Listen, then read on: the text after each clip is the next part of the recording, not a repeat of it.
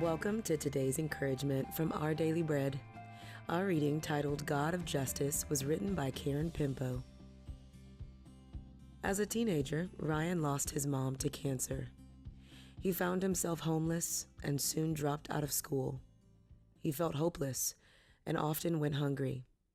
Years later, Ryan founded a nonprofit that empowers others, especially young children, to plant, harvest, and prepare their own garden-grown food. The organization is built on the belief that nobody should go without food, and that those who have something should care for those who don't. Ryan's concern for others resonates with the heart of God for justice and mercy. God cares deeply about the pain and suffering we face. When he observed terrible injustice in Israel, he sent the prophet Amos to call out their hypocrisy. The people God once rescued from oppression in Egypt were now selling their neighbors into slavery over a pair of sandals. They betrayed innocent people, denied justice to the oppressed, and trampled on the heads of the poor, all while pretending to worship God with offerings and holy days. Seek good, not evil, that you may live, Amos pleaded with the people. Then the Lord God Almighty will be with you, just as you say he is. Like Ryan, each of us have experienced enough pain and injustice in life to be able to relate to others and to be of help. The time is ripe to seek good and join him in planting every kind of justice.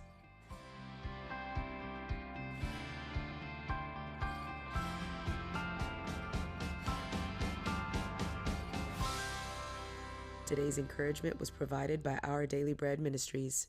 Could you use monthly payments to help meet basic needs, like putting food on the table, paying the rent, or buying new shoes for growing feet? Find out about Supplemental Security Income. You may qualify if your income and financial resources are low and you are 65 or older, or an adult or child with a disability or who is blind. Call 1-800-772-1213 or go to ssa.gov/SSI. Produced by Social Security at U.S. taxpayer expense. Moody Radio Cleveland, broadcasting since 1958. WCRF Cleveland, WVMS Sandusky, WVML Millersburg, WVMN Newcastle, WVME Meadville, WVMU Ashtabula, and everywhere with the Moody Radio app or at moodyradio.org/Cleveland. I just wanted to say thank you for being here.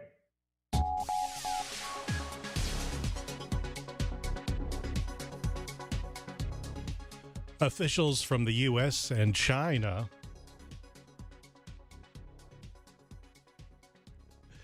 are agreeing for a call to take place between President Biden and Chinese President Xi Jinping. Good morning. I'm Mike Reynolds, in for Ron Eastwood, Moody Radio News. It is 6 o'clock. The call will be part of efforts to smooth the relationship between the two countries. The agreement comes from a meeting held Wednesday in Beijing between National Security Advisor Jake Sullivan and a top Chinese official. The Surgeon General of the United States says parental stress is a serious public health concern. Vivek Murthy released an advisory on Wednesday and said the work of parenting is essential not only for the health of children, but also for the health of society. The advisory added, parents are increasingly overwhelmed by the, quote, dizzying pace of the world. A proposed charter amendment that would impact the hiring process for leadership in the Akron Police and Fire Departments looks likely to appear on the November ballot. The amendment would allow both internal and external candidates to be considered for chief and deputy chief positions in the departments. I'll be back in a moment with a look at sports and weather. Ladies, are you looking for spiritual encouragement? Moody Radio invites you to rejuvenate your faith and draw close to Jesus at Renew, the one-day conference for women, coming to Canton, Ohio, September 7th. Your spirit will be uplifted and your mind engaged as our keynote speakers share insights from God's Word that will inspire you to pursue godliness in your home, work, church, and community.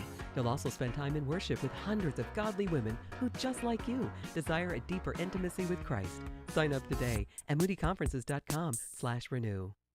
In sports, the Guardians regained a one-game lead over the Royals in the AL Central with a seventh-inning win over the Royals, 7-5.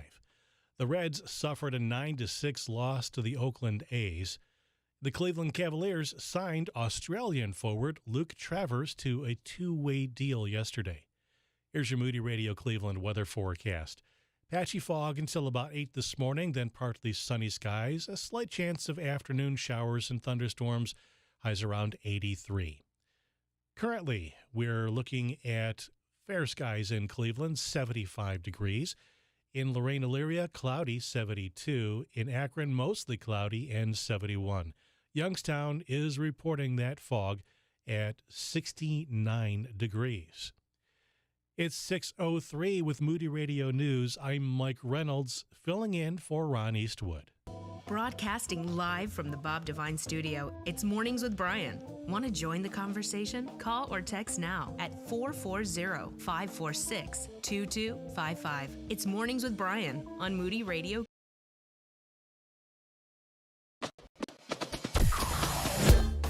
Mornings with Brian. Moody Radio Cleveland. 103.3 at 6 to 9 a.m.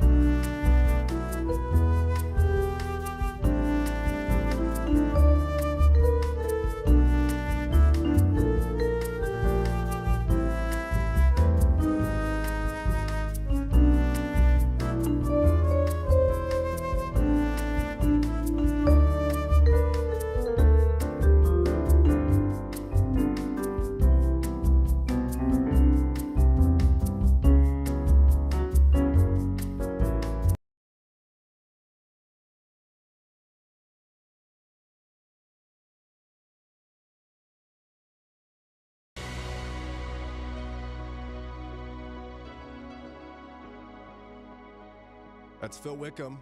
It's Thursday.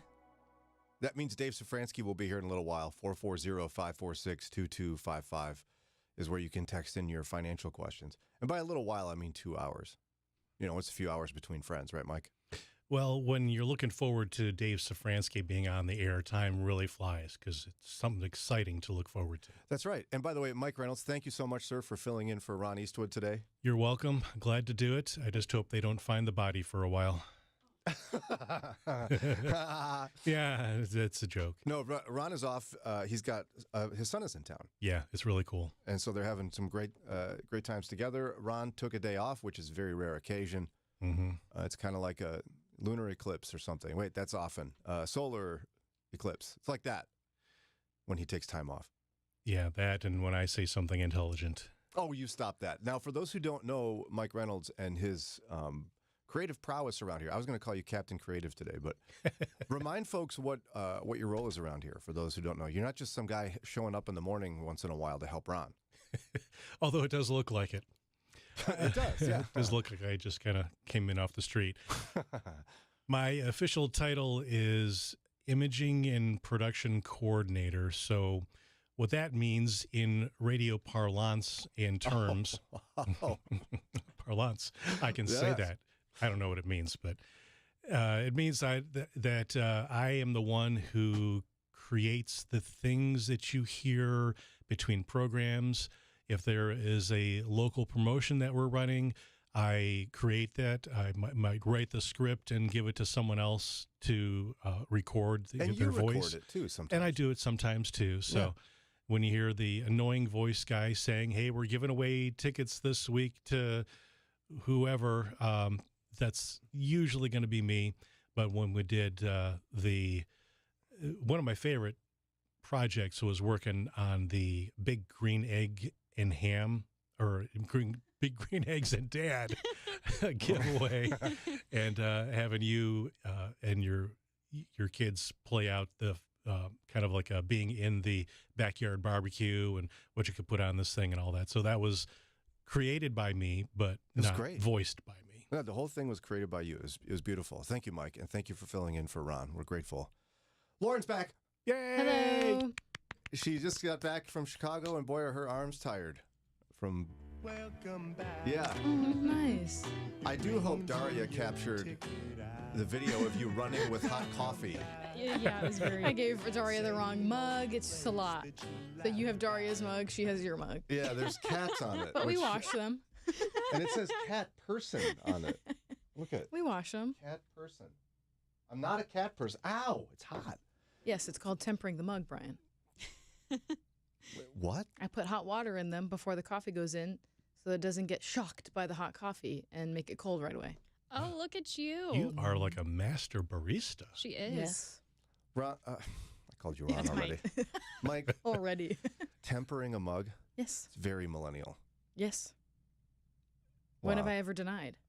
No, I'm just throwing that out there. It's just like, That's a great idea, though. Yeah. You know what's a great idea? Wanting coffee and just pouring it in a mug and drinking it. That's. You're welcome for that coffee this morning. But thank you very much for making this fancy coffee. My mug, this tempering is quite spectacular, might I add. It's a very special mug. Yes. How was Chicago? You were in Chicago for a retirement party. How was it? Yes, it was great. It was very fun. I drove there by myself. I just kept my normal schedule, so I left my house on Tuesday at 4:30. So I got to Chicago at 9:30 their time. So I had a whole day. Oh, It wonderful. was very fun. And was anyone happy to see you? Or Yes, I told Brian I was more of a celebrity there than I was here. Well, because you don't like really let people know who you are in Cuyahoga Falls. Yeah, I don't just say, hey, everyone, my name's Lauren. I'm Hey, on the radio. Hey, that's so, no. You also have as we've talked about, the average white girl vibes, where it's like you could just blend into a crowd of white girls. That's exactly right. Which is an advantage when you're trying to be incognito. But someone said something pretty dramatic when they saw you. It was a surprise that I was there because I didn't want my former boss to know that I was going to be there. Yeah. She was very shocked. She's not a hugger, and she hugged me like 75 times. She did? A very long time each time. Yes. Oh, she was so happy to see you. Yes. Is that because you're a celebrity or just because she likes you? Just because she likes me. She is unfazed by me. So, I walked in, and our marketing team, they see what we do a lot here because they're promoting our stuff. They see all of our pictures, ads. They see our videos, whatever. And so I was there, and someone walked in and gasped and said, it's like a celebrity's here. And I said, okay, that's really dramatic. I bet you hated that. But I also knew them before I left Chicago. Oh, okay. But they still gasped. They did gasp. My job there was a little bit different than it is here. I had a little bit more influence around people, so. What do you think you do here? Well, I mean, like my colleagues, like all around the Institute. You were bossy, maybe? Is that the... I was a boss. There you go. But now here, you're still a boss, and Different type. You're doing quite well on the YouTube, as Daria has discovered. I guess so. Yeah, and I got some news this morning. She made this face when I told her that our shorts on YouTube do very, very well when they star Lauren. I don't know. I don't know why you're so surprised. I don't know. In like regular life, you give out these "don't talk to me" vibes. Yeah. But when you get in front of a microphone and a camera, it's like, it's I don't know how to describe it. Because I don't really know that they're here. You don't think I'm just about talking it. to you guys. So it's kind of like you're hanging out with your friends, and Yes. people don't get to see the real Lauren. That's right. And you forget the camera's looking at you. Yes, exactly. I don't look at the camera. People love your mom stories. The one where Eddie snatched the laundry basket from you, that was very popular. He did. Yeah, she was trying to carry a baby and a laundry basket down the stairs, Mike. And Eddie gave her a stern talking to. He did, yeah. Her husband, Eddie, of course, if you don't know. He came to the rescue. Yes, he did. He's a good husband. Strong He was man. rude about it while he did it. Oh, okay, well, that's not so good. He shouted, "Stop" at me. Is it rude if he's stopping you from hurting yourself and the baby? I guess not. Because, like, if Trey's doing something stupid and dangerous and you yell, "Stop it," that's not Yeah. rude. He would call me rude. Would it be better if he said, "Stop it, sweetheart"? Yeah, maybe. Oh, lovely Lauren, please stop thine self. Trey was trying to run out of the house the other day when Eddie was backing out of our garage. Oh, no. And so I had to forcefully put myself in front of the door. And he fell over, and so now he thinks I pushed him. Trey thinks that you pushed him? Yes. And so then we had to, leave the moment because it was pretty heated. And we came back a while later, and he said he was sorry. And then he said, "But Mama, it's okay to be angry. It's not okay to push me." No. I was like, I understand that you think I pushed you, but I was keeping you safe from running into the streets. So. And what did he say to that? He didn't accept that? No. He just repeated, "It's okay to be angry. It's not okay to push me." In his mind, you jumped right in front of him and just shoved him over. Yes, exactly. Man, you're going to be in trouble in 10 years. I know. He can really talk his way into anything. I know what that's like. By the way, no one likes the phrase "I told you so." I told you so, right? No one likes that. No, I don't like that. Is there a better way to say it, though, where you can... Because it's true sometimes. Like sometimes Mike might give me a warning about something and say... But he doesn't want to be rude and say, "I told you so." But he'd like to remind me that he brought it up earlier. I thought that would happen. Is that better? Maybe. But Because it's putting it on you, not "I told you so," but like, I thought that would happen. See, I say, next time I say XYZ, it's because this could happen. That sounds That's worse. That's worse. That's worse. Next time I speak to you and tell you what to do. No. Nana nana boo boo. No, that doesn't work. Well, that's a surprise that happened. Huh. I wonder if anyone brought that up before. Much to my surprise. Because I'm going to say that, not to any of you per se. You didn't like... You could. Really? Yeah. Okay, well, we talked about a very controversial story out of Michigan recently, and I kind of said, this is going to happen again. You just watch. And in a few moments, I will tell all of you that I told you so. The following is not an actor, but a real-life story from Trinity Debt Management. My debt problem started probably about 2016. I needed my life to change financially. I called Trinity and I ended up joining based on high credit card bills and high interest rate. And my counselor at Trinity has been great, and Trinity has been helping me to get on the right path of paying off these credit card bills, bringing down the interest rate. They have consolidated my bills into one low monthly payment. And now I am finally getting out of credit card debt. So I just want to say thank you, Trinity, for showing me a better and greater path. If you're in debt and you need help, call Trinity at 1-800-659-9838. My name is Sharon, and soon I will be debt-free for keeps. 1-800-659-9838. Moody Bible Institute is a special place. We're blessed to work here, and we'd love you to join us. There's a need for the tax manager. You'll be supervised by the treasurer and be responsible for all aspects of trust tax reporting, institute taxes, and sales taxes.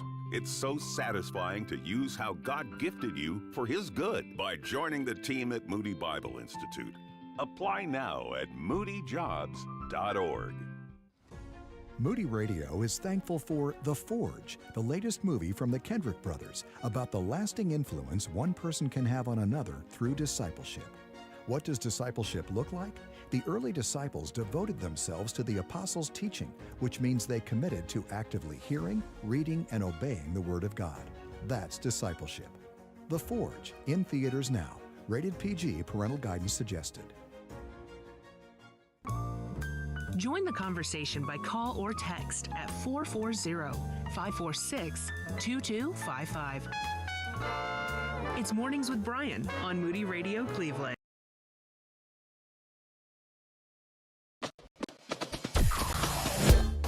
Mornings with Brian. Moody Radio Cleveland. 103.3 at 6 to 9 a.m.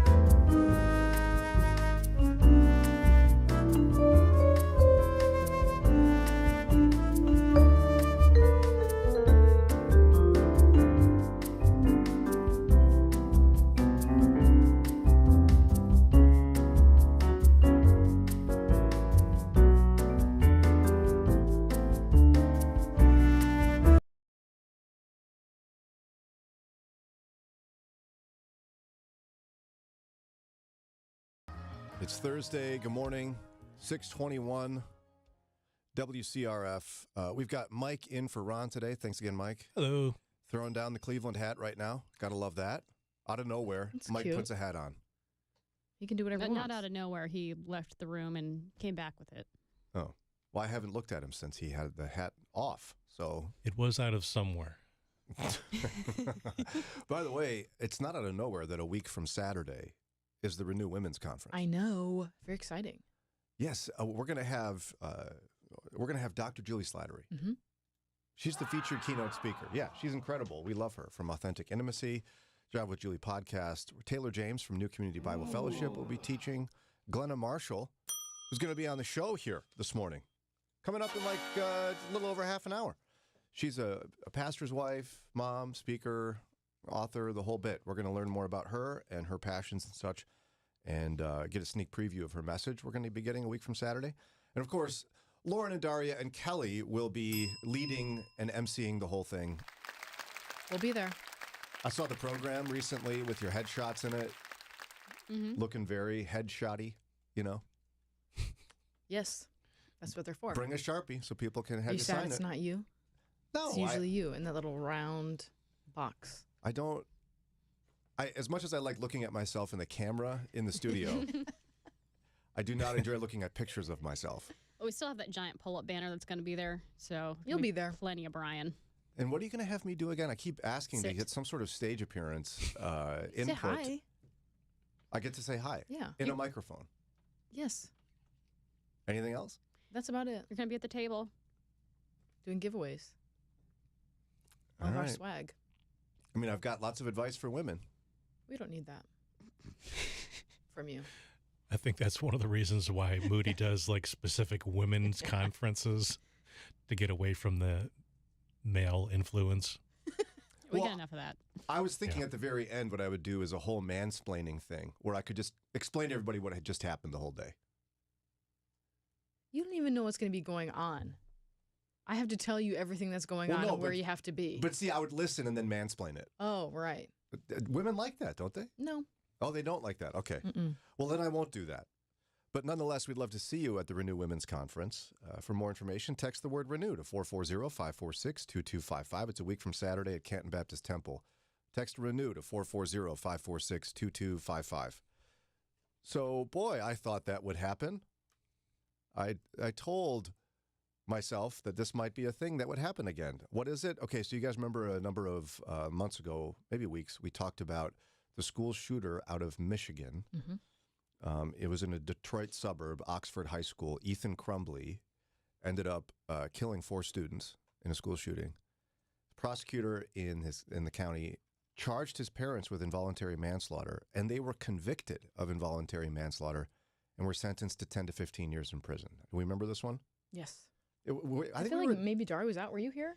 I think you were out for that. I think I was here. It was I don't several know. months ago. Yeah. we had mixed feelings about parents We being did. charged and convicted for the crimes of their children. Do you all remember your thoughts on that in general? Yeah, I remember mine. I understood because there was a lot of things that he did showing his parents that he was not well leading up to it.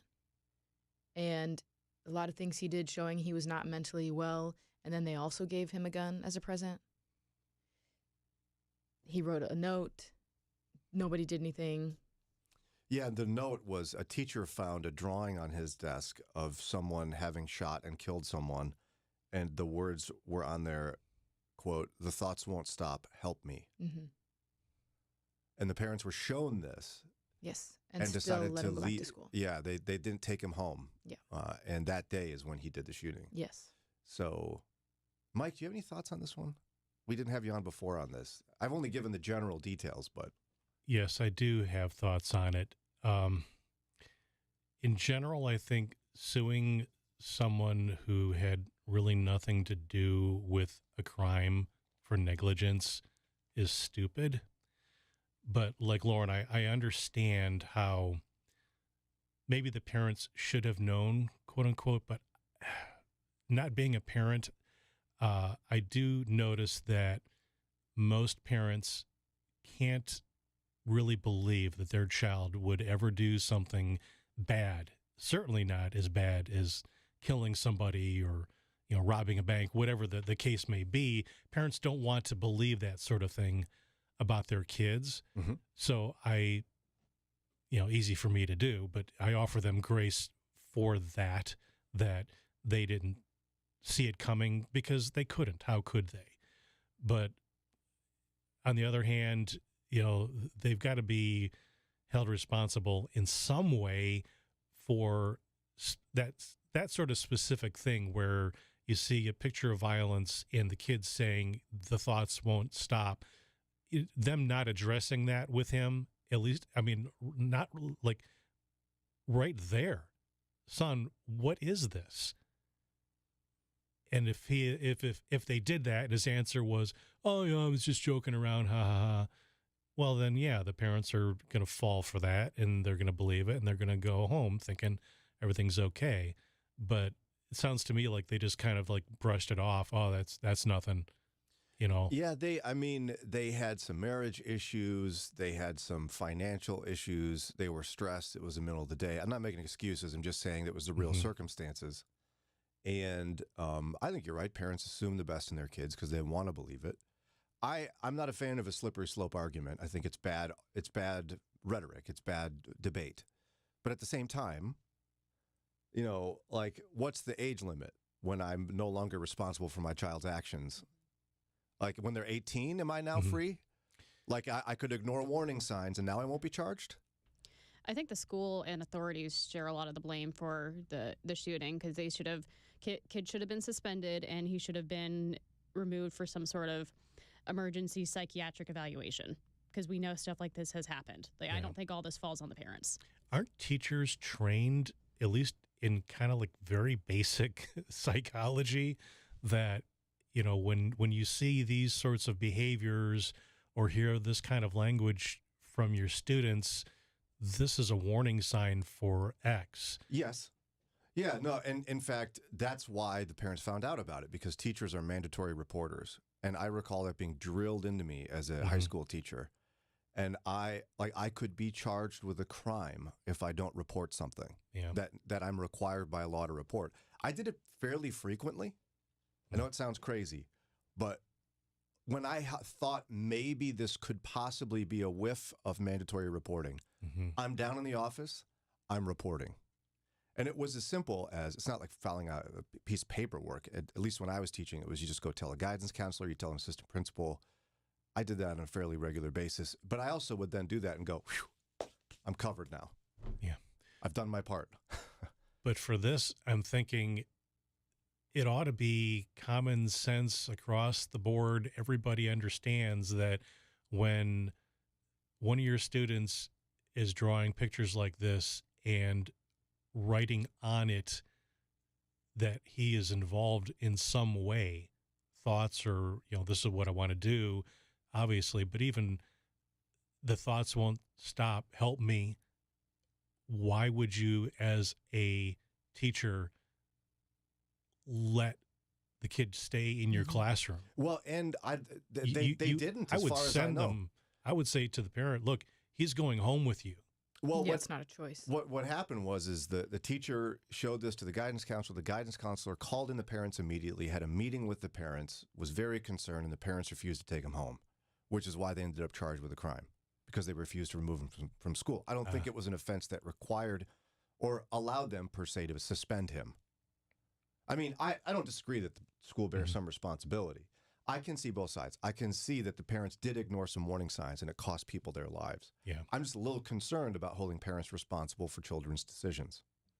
Yeah, there's a definite line where you don't know, and you can't be blamed for everything your child does. We've talked a lot about on this show. There's a nurture versus nature. I mean, you talk about with 5 kids, you can't possibly know what they're all doing at all times. And at some point, your kids are just going to do things you don't want them to do because it's just kind of what they do. Yeah, I mean, Sarah will be with us tomorrow. My wife, Sarah, for Follow Up Friday. She was wired in a way her parents told her not to do something that made her want to do it more. I feel like Lauren was probably... No, you were not wired that way. Your sisters were, you've told us. Yeah, I barely did a bad thing, so... Sarah had this epic move where it was like, I want to hang out with boys at the mall, so what I'm going to do is tell my parents I'm going to a movie, tell them what movie it is. They drop me off at the mall. I go in, I walk past the theater, pick up a ticket stub from said film, and go and hang out with my friends.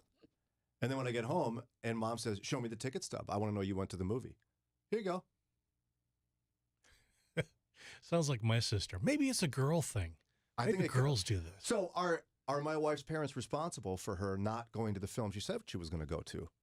I don't think so. I think they did their due diligence. They can't control that my wife lied. Now, I love throwing her under the bus, clearly. I didn't tell any stories about me right there. Coming up after a break, I said this is a difficult precedent. It's the first time a parent has been charged and convicted of a crime their child committed. And guess what? It happened again in Michigan. We're going to talk about that story and see how we feel about it here in just a minute. The Christian does not think God will love us because we're good, but that God will make us good because he loves us. I'm Darcy Harrod, and this is Pause for Prayer. Wow. This quote from C.S. Lewis is such a reminder, isn't it? God's love is not conditional on our goodness. He always loves us. But it's because he loves us so much that he transforms us. It's because he loves us that he works in us to mold us into the likeness of Christ. We don't earn his love through our actions. His love empowers our actions. Let's pause for prayer. Father, thank you that your love is not something any of us has to earn. I'm pretty sure all of us could acknowledge that our efforts to be good fall short of your perfect standard. But you love us anyway. Your word says in 1 John 4:19, we love because he first loved us. Father, thank you for loving us first and for loving us enough to not leave us as we are, but to shape us into who you've called us to be. Lord, I ask that you continue to work in my heart and the heart of every listener, transforming us from the inside out. Philippians 1:6 says, being confident of this, that he who began a good work in you will carry it on to completion until the day of Christ Jesus. I trust that the good work you've begun in me and in all of your children will be completed because of your grace. Father, may my life be a reflection of your love, and may others see in me the evidence of your transforming power. Thank you for loving me first and making me good because you love me. In Jesus' name I pray. Amen.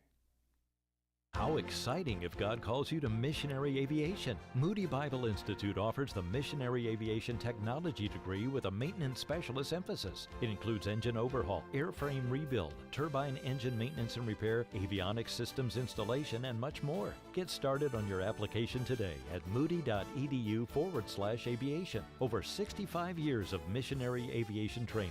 What an exciting way to serve God. moody.edu/aviation.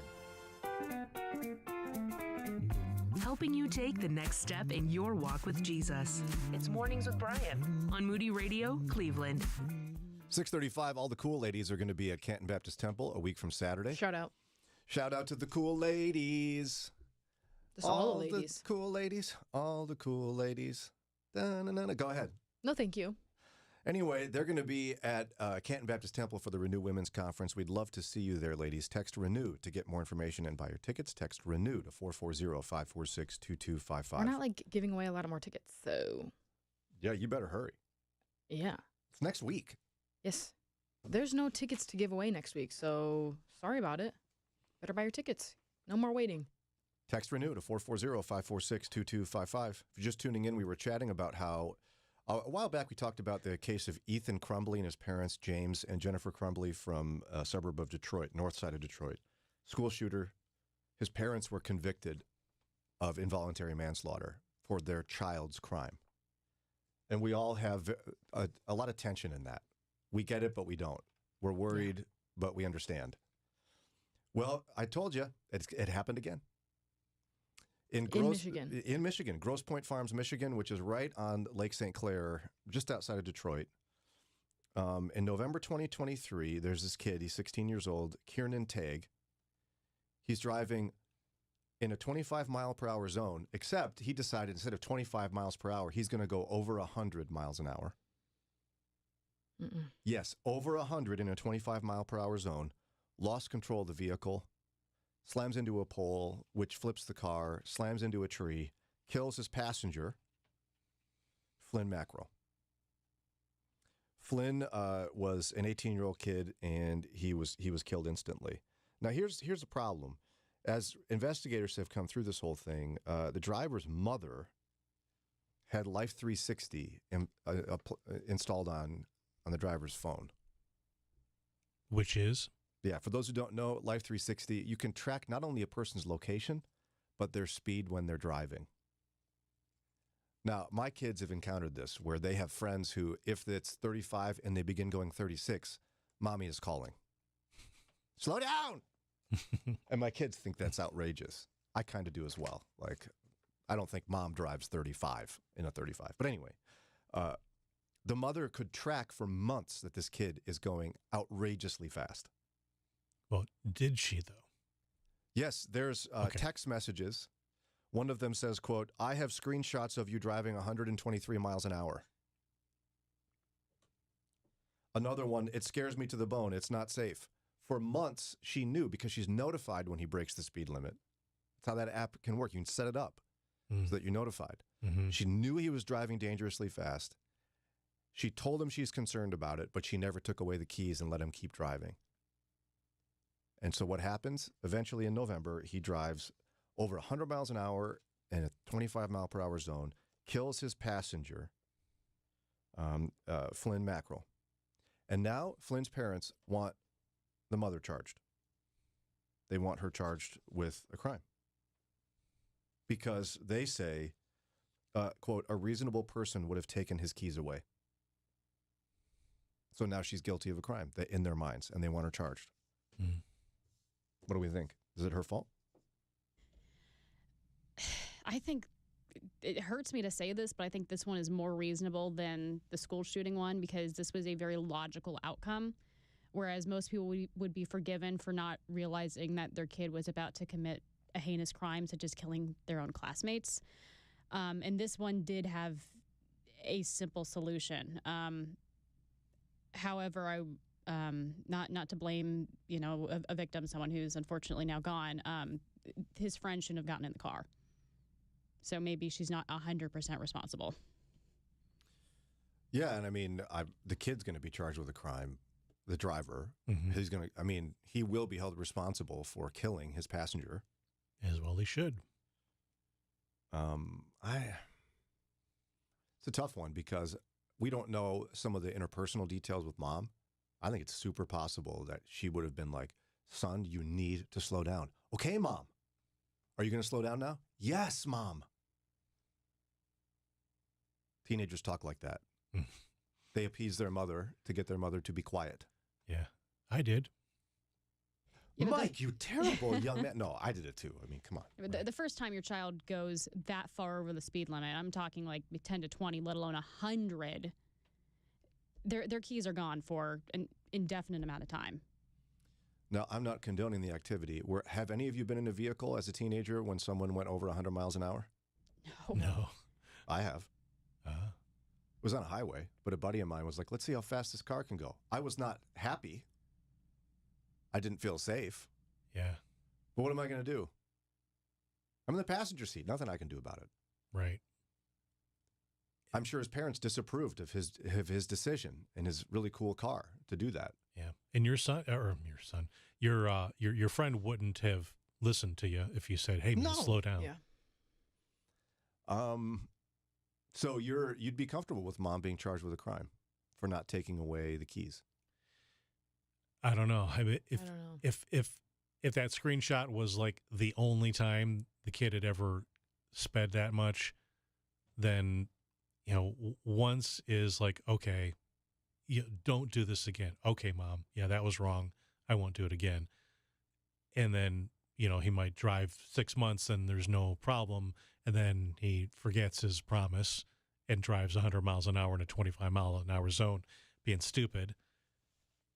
That second time is the time that I would have been as a parent. Okay, you said you weren't going to drive this fast. You drove this fast. That's totally unacceptable. This is not like 5 miles over the speed limit. You weren't paying attention. This is you specifically took a dangerous route. Mm-hmm. Yeah, well, the questions become, though, see, if I'm writing this law, what is it? How many times must a child be given a warning? Are there 3 warnings for children, 2 warnings, and 1 warning where I'll be charged with a crime? How long do I have to take away the car? Yeah. And then if I take away the car for a week and they do it again, now am I responsible or am I not responsible? Do I have to have Life 360 on the phone? If I don't, now am I going to be charged with a crime?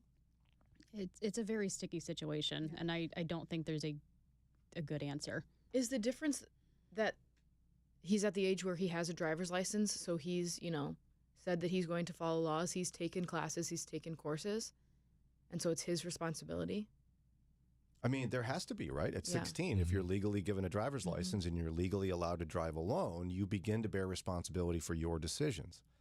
However, he's a minor, and he's still under the care of his parents. And so his parents do bear legal responsibility for his well-being. But at the same time, if this same kid took a gun and robbed the convenience store, why would his parents be held responsible for that? Well, in this case, they wouldn't because they didn't know he was going to do it, and he didn't try to do it before. They didn't warn him and take away his gun. You know what I mean? Like it's the lead up. It's all about the lead up. Yeah. It's about a reasonable person would have taken away his keys, is what the father of the victim said. And I think that's what you're saying is that where is the line? Yeah. How can you possibly set a line about, at this point, the parent is responsible, but until that point, the parent is not responsible. Well, and, maybe she took away his Xbox. Was that enough or not enough? It's a consequence. Maybe, who knows? Maybe she's a single mom and he can't have his car taken away because she can't get him to and from the place he has to go. Now, let's flip the tables for a minute. What about, I would never want to be in the position of the parents of the victim. That's horrific. What could be, I can't imagine something worse than losing a child, let alone at age 18 in a horrific car accident where someone's being reckless. If this is you, I don't know about their position as followers of Christ or not, but we are. Is it reasonable to want that? To want the parents to be charged since they could have prevented it? I'm not going to blame someone for what they're doing in their grief. I don't even want to sit here and try to figure out if that's right or wrong. Yeah, I don't blame them for wanting. I think it's reasonable that they want to do that. It's human nature. Yeah, I understand why they want to do that. Yeah. Yeah, I do too. And yet I think, and this is really hard, we have to start thinking about, and it's impossible to fairly evaluate this when you're not in the situation. And I know I'm walking right on a line here, but vengeance belongs to the Lord. And so at what point are you seeking not justice, but revenge? Having the person who committed the crime be charged is justice. Is there a point at which this becomes vengeful to go after the parents? I think it is. You want someone to suffer. You want anyone who is even remotely related to suffer for the pain that you're going through. Losing your child has got to be one of the most painful things any person could ever go through. And so, Lauren, I understand why the parents would want to have vengeance on this. But as someone who is not emotionally tied up into this, I think I have a better view of it. I don't know how you process through that when you're in the situation, though, especially when you all may have been in these positions before. I know I have, where I know the right thing to do and I just don't want to do it. I know the Lord's expectation of me, but I really would rather tell that person what's up rather than love my enemy. How do you develop that muscle? I don't know. Yeah. Well, I've been in situations where someone who, a friend of mine has said or done something that I think is wrong, but I don't say something to them. So if that happens to me on a much smaller basis than these parents, then I can understand certainly why they would want to do that. But that's also why I think it's a dumb thing to do. I would blame the lawyers for this, for taking on the case, or even for seeking after, hey, you should sue the parents of the kid who killed your son. Well, the prosecutor who originally did this successfully in Michigan opened the door. Mm-hmm. The prosecutor who did this in the school shooting opened a door nationally. Yeah. And there's a whole documentary on it online if you want to see it, where they follow her in the whole process. The mom? No, the prosecutor. Oh. And it's a difficult door to open and now close again. It's like a Pandora's box, yeah. Yeah, and again, I don't know that I can fully decide which side I'm on this one. Mm-hmm. As a parent, that's a tough one. I do my very best, but my kids still mess up. And I think about all the things I did as a kid that I'm so glad my parents weren't held responsible for. Yeah. But there is a line. I don't know. We're not going to solve this today. Maybe we'll make my wife fix this tomorrow when she comes in for Follow-Up Friday. Make her decide. She'll have an opinion, trust me. Oh, yeah. My wifey has lots of opinions. It's one of the reasons I love her. All right, 6:48, time for a quick break. When we come back, pretend experts? I love pretend experts. We're in show business / just take off the show part, business. We are going to evaluate business decisions with no authority at all. If you have at least 10 years of experience in the finance field, a passion for nonprofit organizations, and a desire to impact Christ's kingdom, consider applying to join Moody's Chicago-based finance team. Moody is hiring a treasurer to help Moody's finance team guide our ministries on important treasury matters. Learn more about this opportunity at moodyjobs.org and search treasurer. That's moodyjobs.org. 1959, Cuba. This is the biggest demonstration in Cuba's history. Almost 1 million people are here. There is Fidel Castro, the leader. Cuba then became a one-party, communist and atheist state. When the revolution took over in 59, things becomes bad to the churches. But today, this longtime Cuban pastor sees hope. We really think that this is our time to reach our country. Now people are willing to listen to the gospel. Cuba needs Jesus. Cuba needs you. You can be part of something really big. Join TWR in taking the good news of Jesus into Cuba every night by radio. Radio waves can reach everywhere. Any Cuban could listen to the gospel. Partner today with TWR. Go to CubaNeedsJesus.org. Ever wondered if there's a way for Christians to meet their healthcare costs affordably and efficiently? A biblical lifestyle alternative to traditional healthcare options?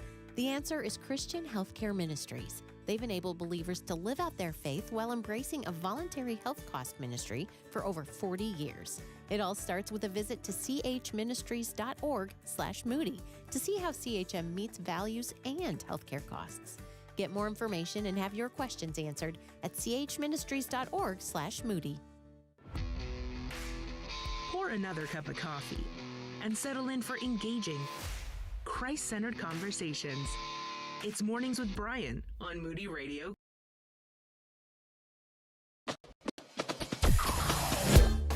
Mornings with Brian.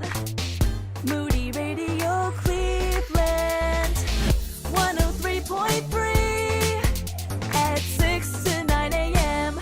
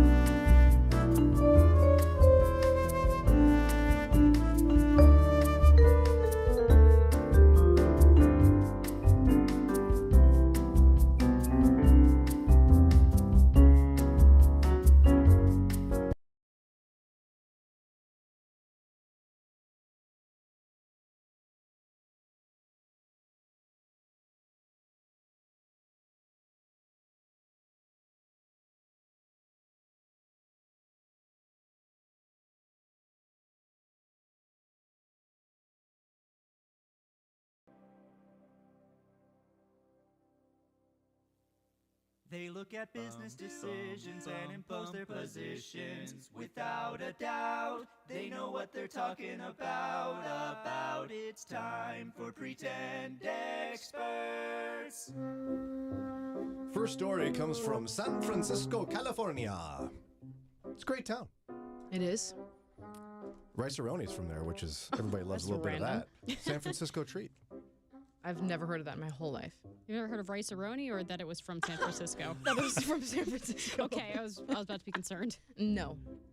They don't use that commercial anymore, Mike. Yeah, I'm pretty sure they haven't for like 25 years. But it is the San Francisco treat. But that's not what this is about. Okay, Who so wants that kind of treat? Like, where's the ice cream? Rice-A-Roni. That's not a treat. maybe in San Francisco it is, okay? Okay, so this 21-year-old guy, his name is Avi Schiffman. He's like, listen, Harvard, that's for losers. I'm dropping out. Okay. Drops out of Harvard, and he invented something he calls simply friend. Friend what? It's friend. It's a device. Okay. It's an AI-powered constant companion. It's a wearable pendant. What does this have to do with Harvard? Well, he doesn't need Harvard. Like Mark Zuckerberg didn't need Harvard. Oh, okay. He quit it. I thought friend was in replacement of Harvard. I understand. No, yeah. So, like Mark Zuckerberg was like, listen, I Yeah, I'm just not made a going to way to school. evaluate girls on the internet, give them a Right. rating. I'm going to turn this into $1 billion, baby. Yes. Can you believe he started it that way? Yeah, it's Anyway, this upsetting. guy's like, I love that, Mark Zuckerberg. I'm making a wearable pendant that combats loneliness by engaging in conversation and just keeping you company. Nope. Pre-orders for the $99 wearable are taken now. Nope. And delivery is expected in January. It's friend. Who are you talking to, Lauren? Oh, friend. No. Hello, Lauren. You look lovely today. I already talk to Siri as if she's a real person. I don't need like something that's actually going to respond to me. You talk to yourself a lot. Oh, yeah. You don't need friend. No, I have myself. Lauren is friend. I am friend. Mike? I could just, it's like the entry token for psychopaths of the future of America. That just sounds so bad. Dystopian? Of an idea, yeah. Such a bad idea. What's that one guy from that movie with, what's his name? Oh, I know love that exactly movie. what you're talking about. I love that one. The guy with the hair. The guy with the Iron hair and Man. the clothes. His little robot friend. Jarvis. Thank you, Jarvis. How did you get Jarvis out of Iron Man's little robot friend? It's obvious. What else? Who else would it be? It's his AI, his robot friend. Jarvis, That's what yeah. I just said. His robot friend. It's not a robot. Whatever it is. How is AI not a robot? It's not. It's not, no. It doesn't have things. It doesn't have its arms flailing. Well, Danger, danger It friend. inhabits the suit and his But computers. Jarvis was a robot. It Yeah. had arms. They turned him into the one guy. I don't know. So you're saying that this is like having Jarvis your own. 2.0. Yeah. Isn't that guy? And then they got the new one, and Yeah, I didn't yeah. like her. Wow, you guys. So it's kind of like Jarvis, you're saying. Yeah, that's what it feels like. It's like Jarvis. This guy's going to make a lot of money. Jarvis, and then does all this stuff. The hand motions, I just can't get. If you're not watching the live stream, you're missing half of it. Text live to 440-546-2255. He's going to make a ton of money, but it's stupid. Yeah, I don't want that. I Who don't wants this? It's gonna listen to me. On my phone's computer already. I don't need another thing listening to me. He's not going to make a ton of money. You It's don't gonna think fail. so? No. Yeah, I don't think it's gonna go very far. Well, we don't like sorry, it. Avi Schiffman. You should have stayed in Harvard and raided the girls on the internet or Gosh. whatever. Okay, now we're going to go to Pigeon Forge, Tennessee. We haven't Okay. been- Anyone have been to Pigeon Forge? I've heard it's great. I don't think Yeah, so. it's kind of nice. You've been there? Yeah, that's where Dollywood is. Oh, everybody loves Dolly Parton. She's the best. She's sweet, yeah. I've heard it's a fun place to visit. Nonetheless, officials there with Wild Slide Adventure Park, they've created the longest continuous zip line in the U.S. So the Mega Zip at Wild Slide will debut next spring at Pigeon Forge. It stretches over a mile long. No. At How am I gonna get back? 5,771 feet with a vertical drop of more than 1,000 feet. Do they have scooters to get back to the starting point? It's probably like a kayaking trip or whatever, where they drop you off and pick you up again. I'm sure they're not going to make you walk back a mile. I'm not doing it if they make me walk. And that's, according to my calculations, like just a 20% drop or grade. So it's just like going down a fairly steep hill, but not too scary. Can I trust your calculations? Absolutely. I can't trust mine. No, that sounds accurate. I would calculate it's about 24.6% drop.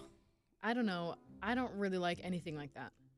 You're not going to flail in the air and zip? No. Sarah did the one that goes next to Niagara Falls. Wow. Oh, pass. No, thank you. I wouldn't do this because I hate heights and falling from them, but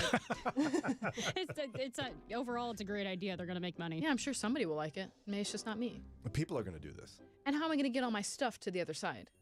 You're really worried about Yes. all of the things that don't involve the zip line. You probably put your stuff in a locker. I don't think you can have anything because it'll be like flying Exactly. everywhere. Yeah. All you'd really need is your friend dangling around your neck.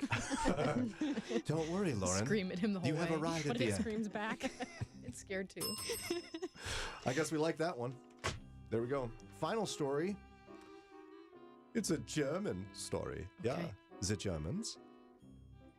Your We've German discussed. It accent doesn't always sound sounds German. more Scandinavian. The look you give me. Swedish. Again, if you got to watch the live stream, making Lauren make these faces is one of my rare joys in life.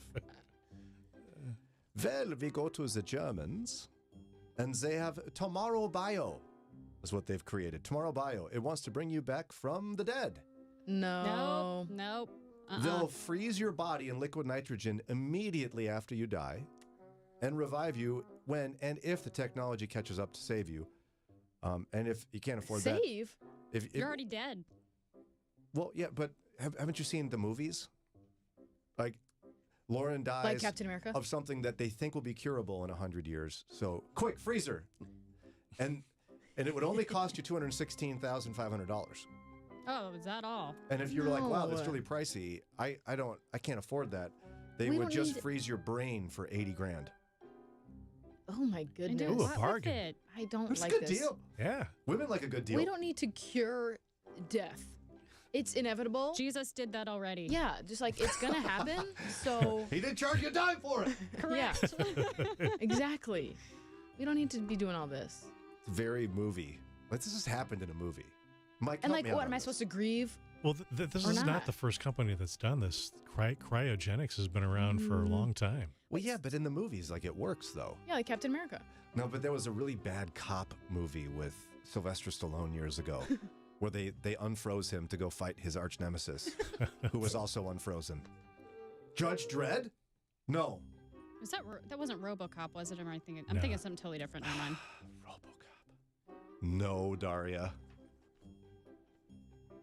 All right, so we don't like this idea? No. You don't need this. You've got Jesus, and that is free. I prefer only to die once instead of twice. Right. And then when you come back, everyone you know and love is already gonna be gone.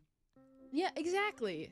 Plus, So you're then going to I'm be a just gonna be zombie. the sad one. You get a flying car, though, I'm sure, at that point. You're gonna have to. There's gonna be like a learning curve with all the make new technology, friends. pop culture. It's gonna be so stressful.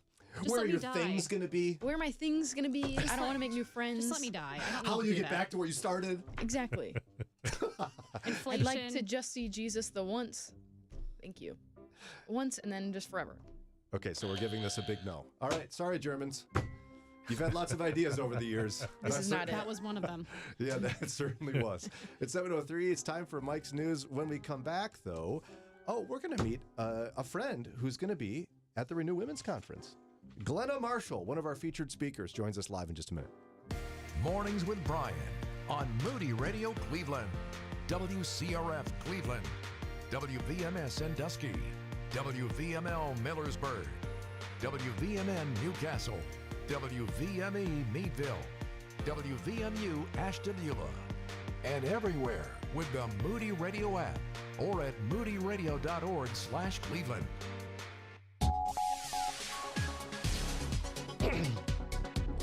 Excuse me. This Labor Day weekend will be one of the busiest ever when it comes to travel. It's 7:04. I'm Mike Reynolds filling in for Ron Eastwood, Moody Radio News.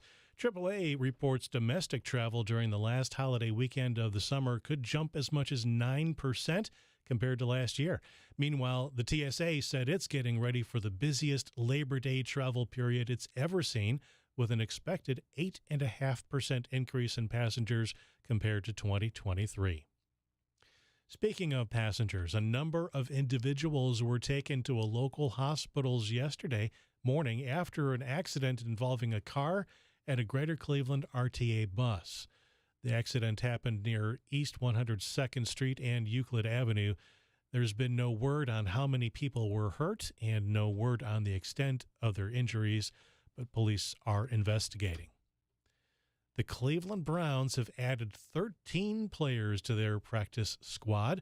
The team signed cornerback Justin Hardy Sr., offensive tackle Jermaine Ifedi, and defensive tackle Sam Kamara, as well as 10 other players yesterday. The Browns open up their season with a game against the Cowboys on September 8th, and renew is September 9th. Coming back with a look at scores and skies. Moody Radio is thankful for support from Affirm Films and the Kendrick Brothers, bringing to theaters The Forge. Isaiah Wright needs to chart a better course for his future. Through prayer and biblical discipleship from a new mentor, Isaiah begins to discover that God's purpose for his life is greater than he could ask or imagine. The Forge, in theaters now. Rated PG, parental guidance suggested. More information at theforgemovie.com. In sports, the Guardians regained a one-game lead over the Royals in the AL Central with a seventh-inning win over the Royals, 7-5. The Reds suffered a 9-6 loss to the Oakland A's. The Cavs are adding some depth. The team signed Australian forward Luke Travers to a two-way deal yesterday. Here's your Moody Radio Cleveland forecast. Patchy fog until about 8, then partly sunny skies, and a slight chance of showers and thunderstorms this afternoon. Highs should be about 83 degrees. Right now, considerably cooler in Cleveland, cloudy skies, 70. In Akron, it's also 70 with cloudy skies. In Youngstown, they're reporting fog and 68 degrees, and Lorraine, mostly cloudy, 71, the warm spot at the moment. It is 7:06 with Moody Radio News. I'm Mike Reynolds in for Ron Eastwood.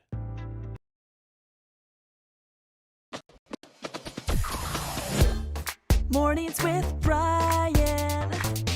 Moody Radio Cleveland. 103.3 at 6 to 9 a.m.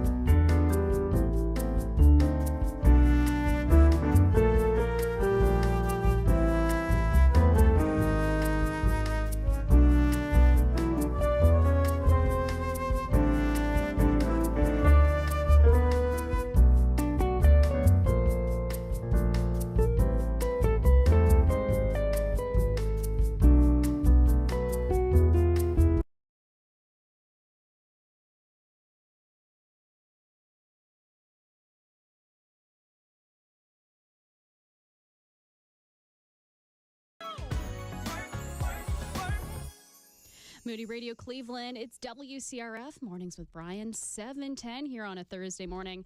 Get your financial questions in now because Dave Szfranski is going to be here in just under an hour. And also make sure you get your tickets for the Renew Women's Conference.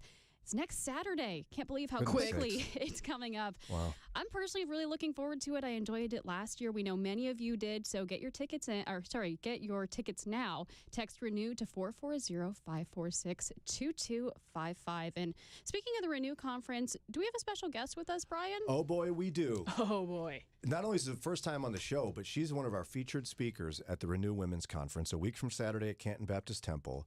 She's an author, wife, to a pastor, speaker, all the things. Glenna Marshall, welcome to the show, sister. Hey, good morning. Thanks for having me. We can't wait to meet you in person. It's going to be so fun. Next Saturday. That's great. I know. It's really sneaking up on me. So now, where are you from and where are you traveling from to come see us? So I live in the southeast corner of Missouri, so I'm kind of halfway between St. Louis and Memphis, Tennessee. So we're kind of in a confused area. We don't know if we're the South or the Midwest. We don't know either, so we're not going to help you resolve that. Now, tell us a little bit about the journey God took you on to get you to be an author and a speaker. It's not something someone usually can set out to do. It usually happens to you in a sense. Yeah, it kind of did. I mean, I actually graduated from college with a degree in creative writing and then did absolutely nothing with it for many, many years, much to my parents', sadness. But no, actually, I've always loved writing and have done a lot of private writing and then kind of hit blogging on the cusp of the blogging revolution in the early 2000s when it became like a really big thing, but still never did that with any idea that I would publish books or speak or anything like that. And to be perfectly honest with you, the Lord took me through some really, really hard seasons of intense personal suffering that led me to a position of learning a lot about God from His Word, just trying to survive those really hard seasons, and then realizing you can recycle your suffering and use it as a point of ministry if you write about it. And so I started doing that and ended up learning how to write a book proposal and got connected with a publisher, and it kind of snowballed at that point really fast. My career went really quickly. It was kind of unusual. And I learned quickly that writers often speak to kind of support their work. Yeah. And I was terrified of doing that and then realized I actually really loved it. And so that's what I spend my time doing, traveling specifically through fall and spring, which is kind of your women's conference season, and then writing as much as I can during the daytime, during the week.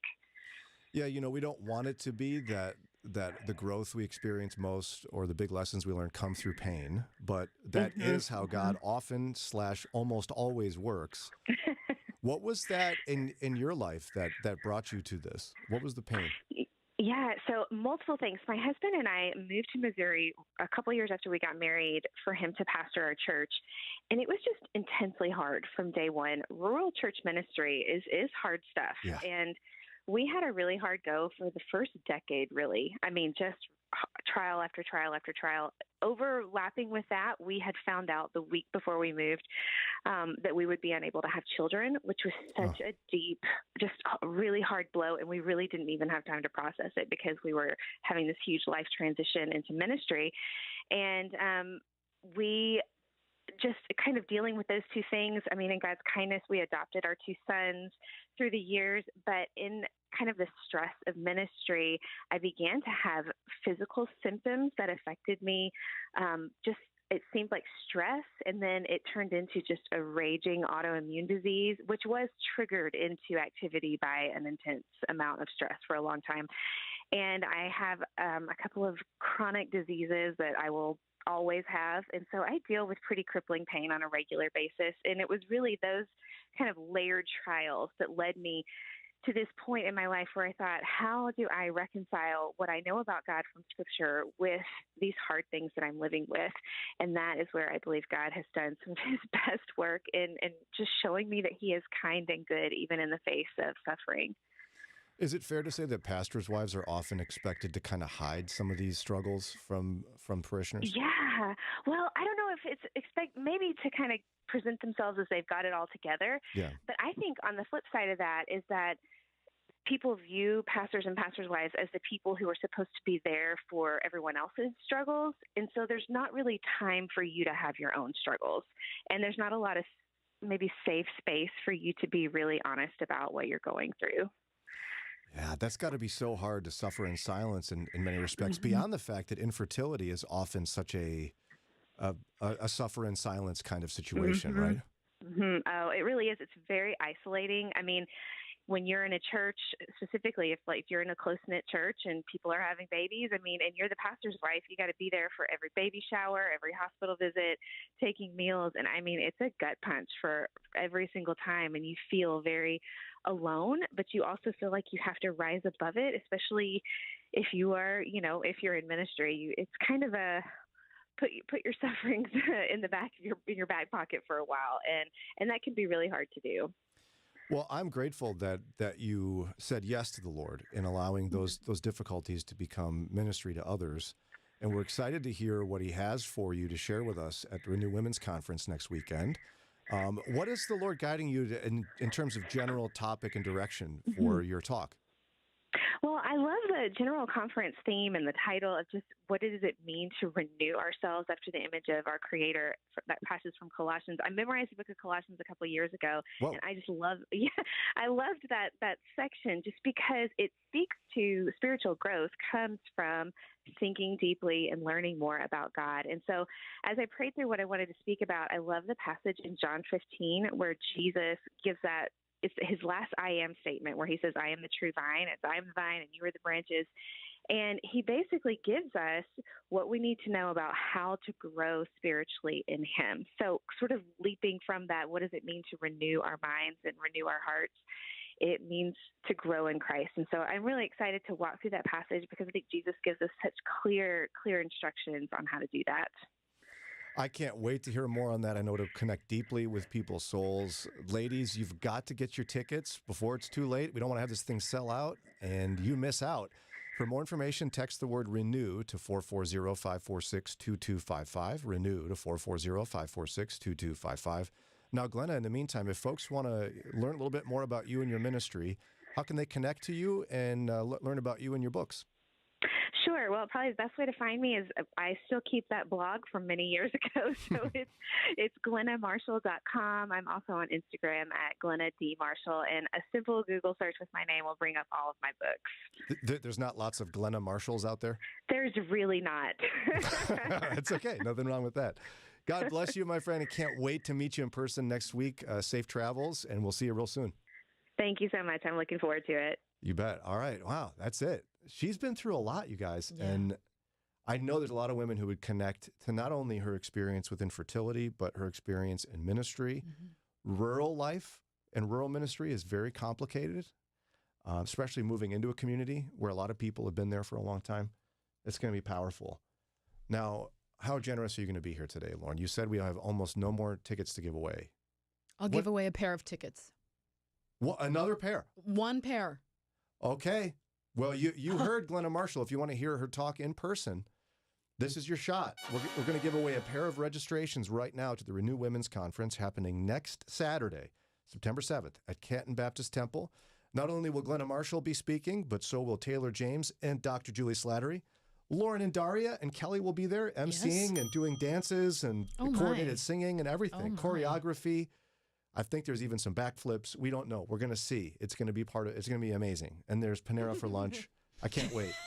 So all you have to do right now to win that registration, that pair of registrations to the Renew Women's Conference, is call and be Daria number 4. Caller number 4, 440-546-2255. Caller number 4 right now at 440-546-2255. Her name is Jenny, and maybe like you, she and her husband got tired of their health care getting more and more expensive, so they did it. They went with MediShare. We signed on with MediShare in March, had a really great experience. It was super easy to get going with them. And then in October of that same year, we found out that I had stage 3 breast cancer. We were put at ease with MediShare. guiding us and walking with us and saying that they're going to be praying for us. It's very intentional how they try to bless people when they know this is one of the hardest things that they're going through. They and their 4 kids thank the Lord, not only for her healing and how he provided for them, but she says it makes her emotional just realizing how she gets to pay it forward. What we put towards MediShare is going to be blessing another mom, and they're going to show up for her the way that they showed up for me. You save a lot, and you're part of something really, really good. Call now. It's 877-58-BIBLE. That's 877-58-BIBLE. 877-58-BIBLE. Pursue your passion for shepherding, teaching, and ministry leadership with a Master of Divinity from Moody Theological Seminary. New for fall of 2025. Earn the same world-class degree in a shorter amount of time. We've reduced credit hours to earn a degree while maintaining the quality and course content essential for effective ministry. Need flexibility? Take classes online or on our Chicago or Michigan campuses. Even interchange between all options on a class-by-class basis. Get started at moody.edu/MDiv. Moody Radio is thankful for The Forge, the latest movie from the Kendrick brothers about the lasting influence one person can have on another through discipleship. What does discipleship look like? As a disciple of Jesus, you ask him to meet you where you are and help you in every area of your life, to draw you closer to himself. That's discipleship. The Forge, in theaters now. Rated PG, parental guidance suggested. Are you looking for candid conversation from a biblical perspective? You found it. It's Mornings with Brian on Moody Radio Cleveland.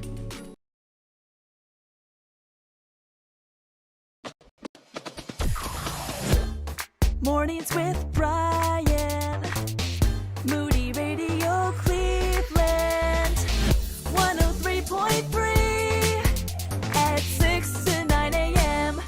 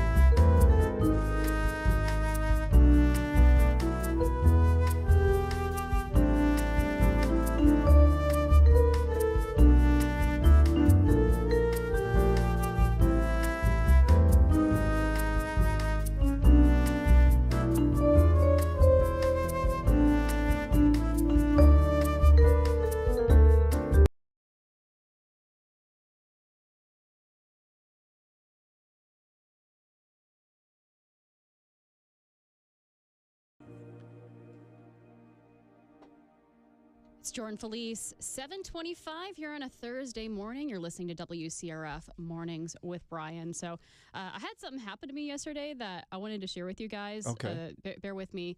It is a cat story, but I learned... Okay. Oh, boy. Okay, no, don't have time for this. Sorry. No, Time to take a break. No, but I actually learned something valuable on the other end, as strange as it sounds. So we have some relatives staying with us that are very graciously helping us with some renovations. We have an older house, but it's, created a lot of mess in the house. There's a lot of noise because they're drilling and all that kind of stuff. So yesterday, that's exactly what my house sounds like right now. So yesterday I was making dinner and they are working on something in the kitchen. So we were both in the kitchen together. I'm cooking and they're banging on walls or something. I don't know. And you don't like this, I would imagine. No, the house is dirty. I am tired. I am hungry. I am overstimulated. I'm really stressed. And to add to my overstimulation, our cat Olive starts whining from another room. And I'm just like, Olive, get it together. I need dinner ready. My stove's being worked on, so there's only so much I can do right now. I need some quiet right now. So at some point I need to go upstairs to get something, and she appears. And the reason she was crying, the sun was coming in through a window and creating a warm spot on the floor. And she wanted to sit in it, and she wanted me to pet her in it. She had plans. She did. And I just kind of sat there and stared at her for a second, and I had a good laugh. I'm like, this is a very simple creature. She is not worried about all these ins and outs of life. She wants to enjoy one of life's simple pleasures, and she wants to be close to someone she loves while she's doing it. So I just kind of had a little respite from everything that was going on in my day. I petted my cat, and I recentered myself. I felt better after this, and I'm just thinking about like all the things that we complain about and we get involved in and preoccupied with, and all these like simple things that we just completely overlook and forget about. And I had a very beautiful moment with God and my cat. It's very sweet. We also learned who's in charge of your house too. That's really nice. No, Jimmy and I say that the cats own the house and we own the mortgage. Now, why doesn't this work when I do this with Sarah? Like when things are really busy and I'm like, come over here and come over here and hug me. The cats can do it, but the husbands can't.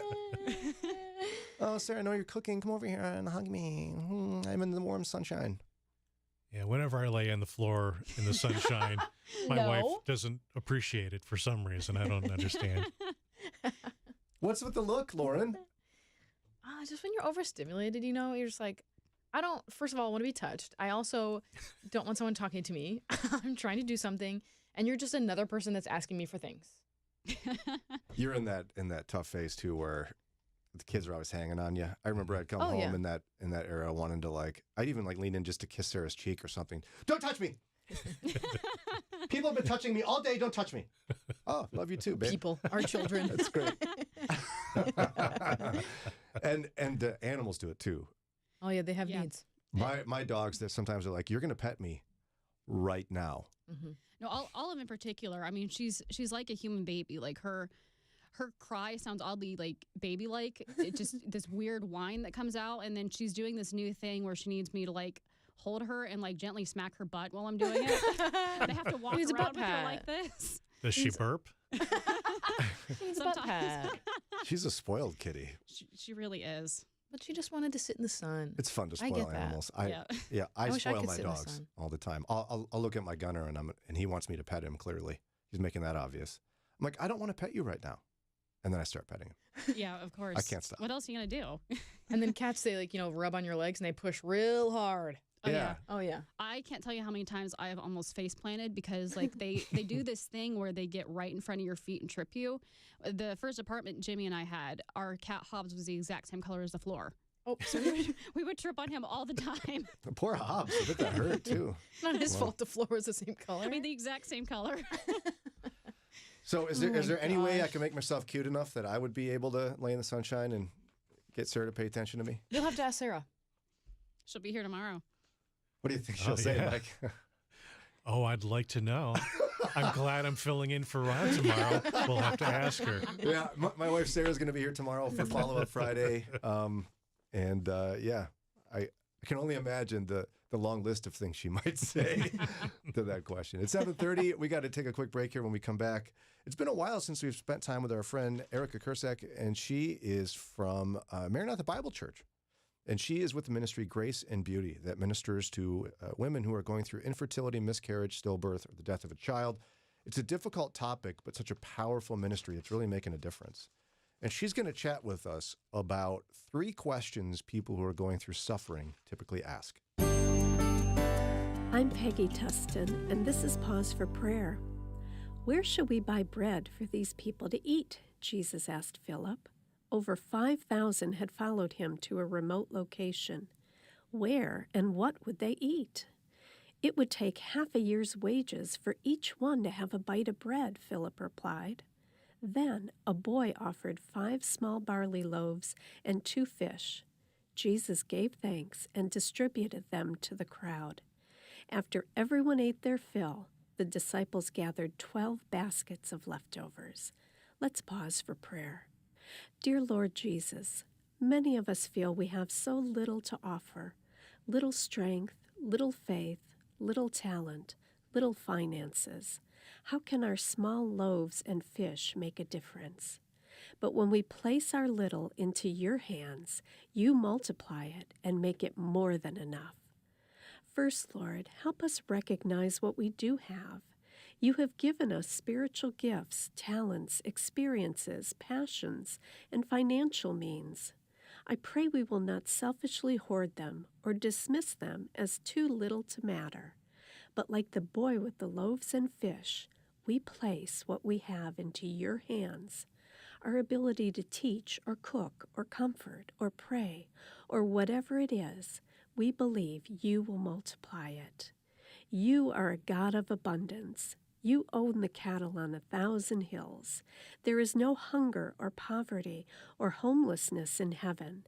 Not only did the 5,000 eat their fill, there were 12 baskets of leftovers. Who doesn't love leftovers? Lord, break us out of our barely enough for a bite mindset. We may be small, but you are a big God. Give us faith to believe for big things, not for our glory, but for your glory and honor. In Jesus' name, amen. You want your children to know the Bible and to know Jesus in a personal way. And Mornings with Brian. Moody Radio Cleveland. 103.3 at 6 to 9 a.m.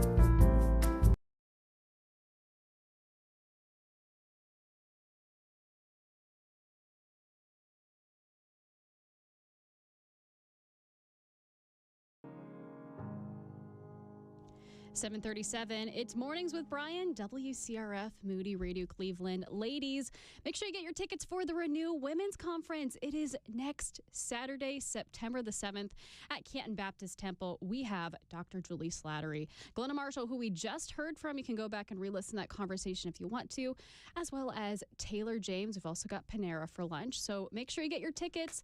Text RENEW to 440-546-2255. And you're going to be there.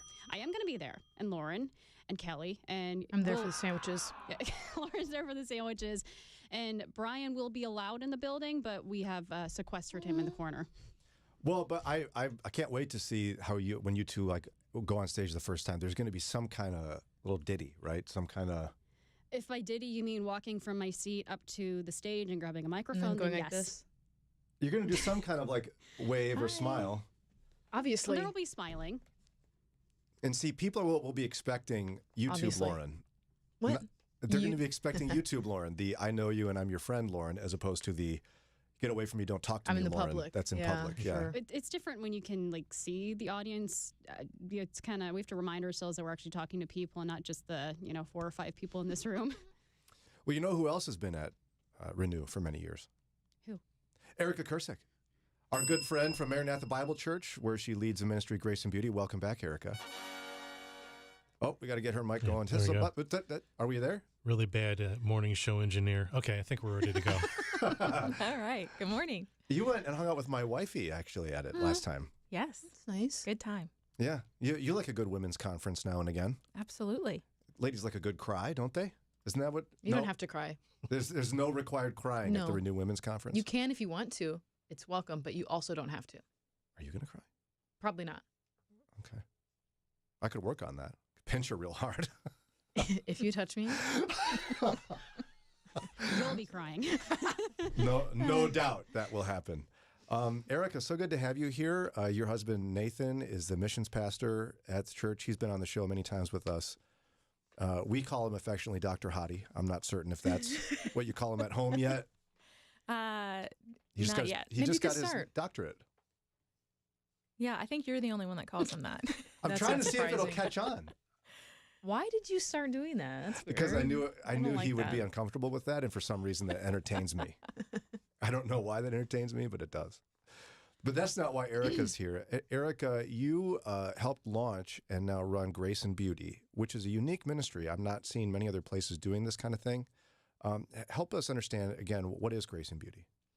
So Grace and Beauty essentially is a support group for women who are walking through infertility, miscarriage, stillbirth, or the death of a child. And you've shared with us before that that you've been through some of these things in a way that it's not just that you're trying to be a sympathetic woman. You can offer empathy in these situations. You went through miscarriage, as I recall. Yes. It's such a difficult thing. And why do you think that this isn't much more prevalent of a ministry around the country?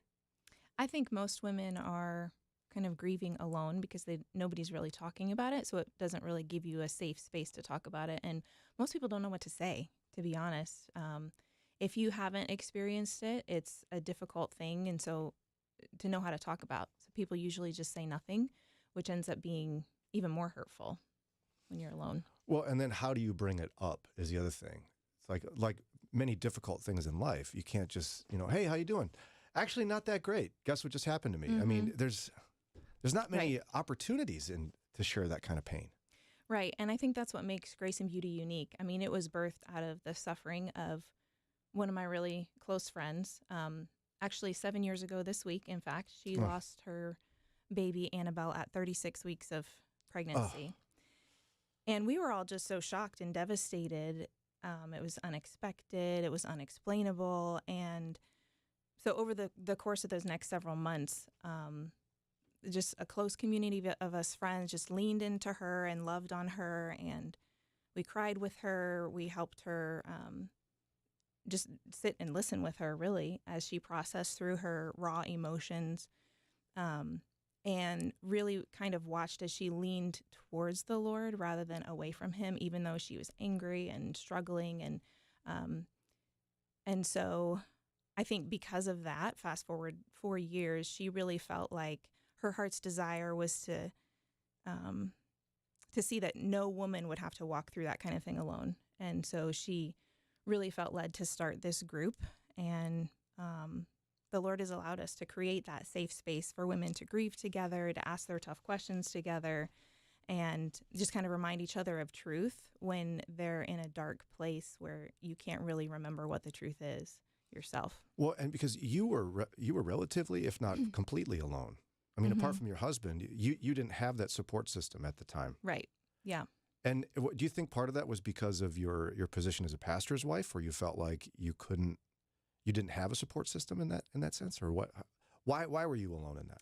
Partly, but I think a lot of it was just because of my own personality. I tend to be more of a private person in general, and I also didn't have any. I was the first amongst my group of friends to get pregnant, and so I didn't know anybody else that had experienced this before, and so I didn't know how to talk about it to anybody. Yeah, and who does? It's not something that's easy to discuss, and I think a lot of people don't do well training children in how to handle these situations where you can walk up to someone, look them in the eye, and say, "I'm so sorry about what you're going through." I've watched, even when you go to a funeral, there's people who can't even walk up to somebody who's mourning the loss of a loved one, who's an adult, and say something. Something we have to get better at. Yeah. It's too bad. Yeah, I think people are afraid of saying the wrong thing and saying something that's hurtful, and so they don't say anything. And that's worse, isn't it? It is. Why is it worse? Well, it makes you feel like they don't care. It makes you feel like there must be something wrong with me if this is a big deal to me and nobody else is acknowledging it. It makes you start questioning yourself. So, but you're right. Just saying, "I'm so sorry," that's enough. Just give them a hug. Tell them you're so sorry. Sometimes all it takes is that, and then being with them. Just the ministry of presence often is what people need. Yeah, for sure. As opposed to your words that won't help. That ultimately, as my counselor talked to me about at one point, they become about you anyway. And so we don't need you to be the focus when your friend is suffering. Right.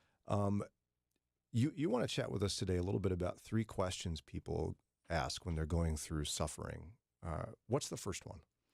Well, C.S. Lewis said that pain is God's megaphone to rouse a deaf world. And I feel like that's so true. I mean, everyone that I've encountered who's walking through deep suffering, regardless of what their view of God was before, they start asking questions of God that perhaps they've never considered before. And I think that the first question simply is why? Just some form of why. Why is this happening? Why me? And people aren't usually just like asking that question to the air, right? They're asking God, why would you let this happen? And so it's really impossible and probably unhelpful to answer people's why questions. You're just asking these questions. And I think it's completely normal to ask the question. And it's not a sin. It's not wrong to ask God why he's allowing you to experience something. I mean, we know that because Jesus asked it. He asked it on the cross. "My God, why have you forsaken me?" And so I think the distinction that's important is how we ask that question. Are we asking that question with a closed fist, shaking it in the face of God, or are we asking it with open hands, really wanting to hear from him? So if we get at the heart of what that person's really asking, though, I think it's a question of meaning. What could possibly be the point of this experience being a part of my story? And the assumption then is that suffering is just meaningless, which the opposite is actually true. Suffering is immensely meaningful from a biblical perspective. 2 Corinthians 4:17 tells us that it's producing a particular kind of glory in us, a glory that you cannot see, and we really can't even understand what that means. So, of course, this is an unseen work that God is doing, but we know that God is always after relationship, right? Whatever he's doing, he wants a deeper relationship with us, and so we're told in Scripture that we have fellowship with Christ when we're suffering. So what does that mean? It means that he's with us when we're suffering and that we can know him more intimately because we can relate to one another as fellow sufferers. I mean, that's part of what Grace and Beauty is all about. We're with someone else who's experienced the same thing, the same kind of suffering, and we have a deeper connection with them. And the same is true of Christ because he's experienced suffering as well. So at Grace and Beauty, we don't try to answer everybody's why questions. Because you can't. We can't. But our goal is to introduce people maybe in a new way to the God that they're asking that question of. So just as a helpful point for someone listening, what do you say when someone asks that you're talking to a friend, why is God doing this to me? Mm-hmm. How do you respond to that as a friend? Yeah. I would say, I don't know. I can't tell you why, but I can tell you that that God is with you in the suffering, and keep asking him, do you want me to learn something? But I think sometimes in the Christian community, we have this idea that, God is this grand schoolmaster who's always wanting to teach us lessons, and we just have to learn the lesson, and then everything's going to be fine. And that's not, God does want to teach us things, but he really is after our hearts. And so I wouldn't tell somebody you've got to figure this out if you're ever going to experience healing. You might never know why. Job never knew why he suffered. And the best thing that his friends ever did was to keep their mouths closed. As soon as they started talking, that's when things started going downhill, because they were trying to explain and defend God. And God doesn't need us to do that. Yeah, you can just say, I'm so sorry. Mm-hmm. I don't know. Mm-hmm. I don't know why. Yeah. So good. It's 7:49, time for a quick break. When we come back, we'll continue chatting with our friend Erica Kurcsack from Maranatha Bible Church with the ministry Grace and Beauty that ministers to and is a support group for women walking through infertility, miscarriage, stillbirth, and the death of a child. There's two more questions that people often ask when they're going through suffering. We'll cover them with Erica in just a moment. The following is not an actor, but a real-life story from Trinity Debt Management. My debt problem started probably about 2016. I needed my life to change financially. I called Trinity and I ended up joining based on high credit card bills and high interest rate. And my counselor at Trinity has been great, and Trinity has been helping me to get on the right path of paying off these credit card bills, bringing down the interest rate. They have consolidated my bills into one low monthly payment. And now I am finally getting out of credit card debt.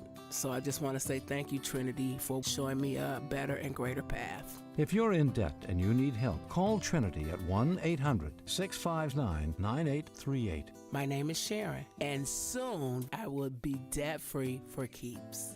1-800-659-9838.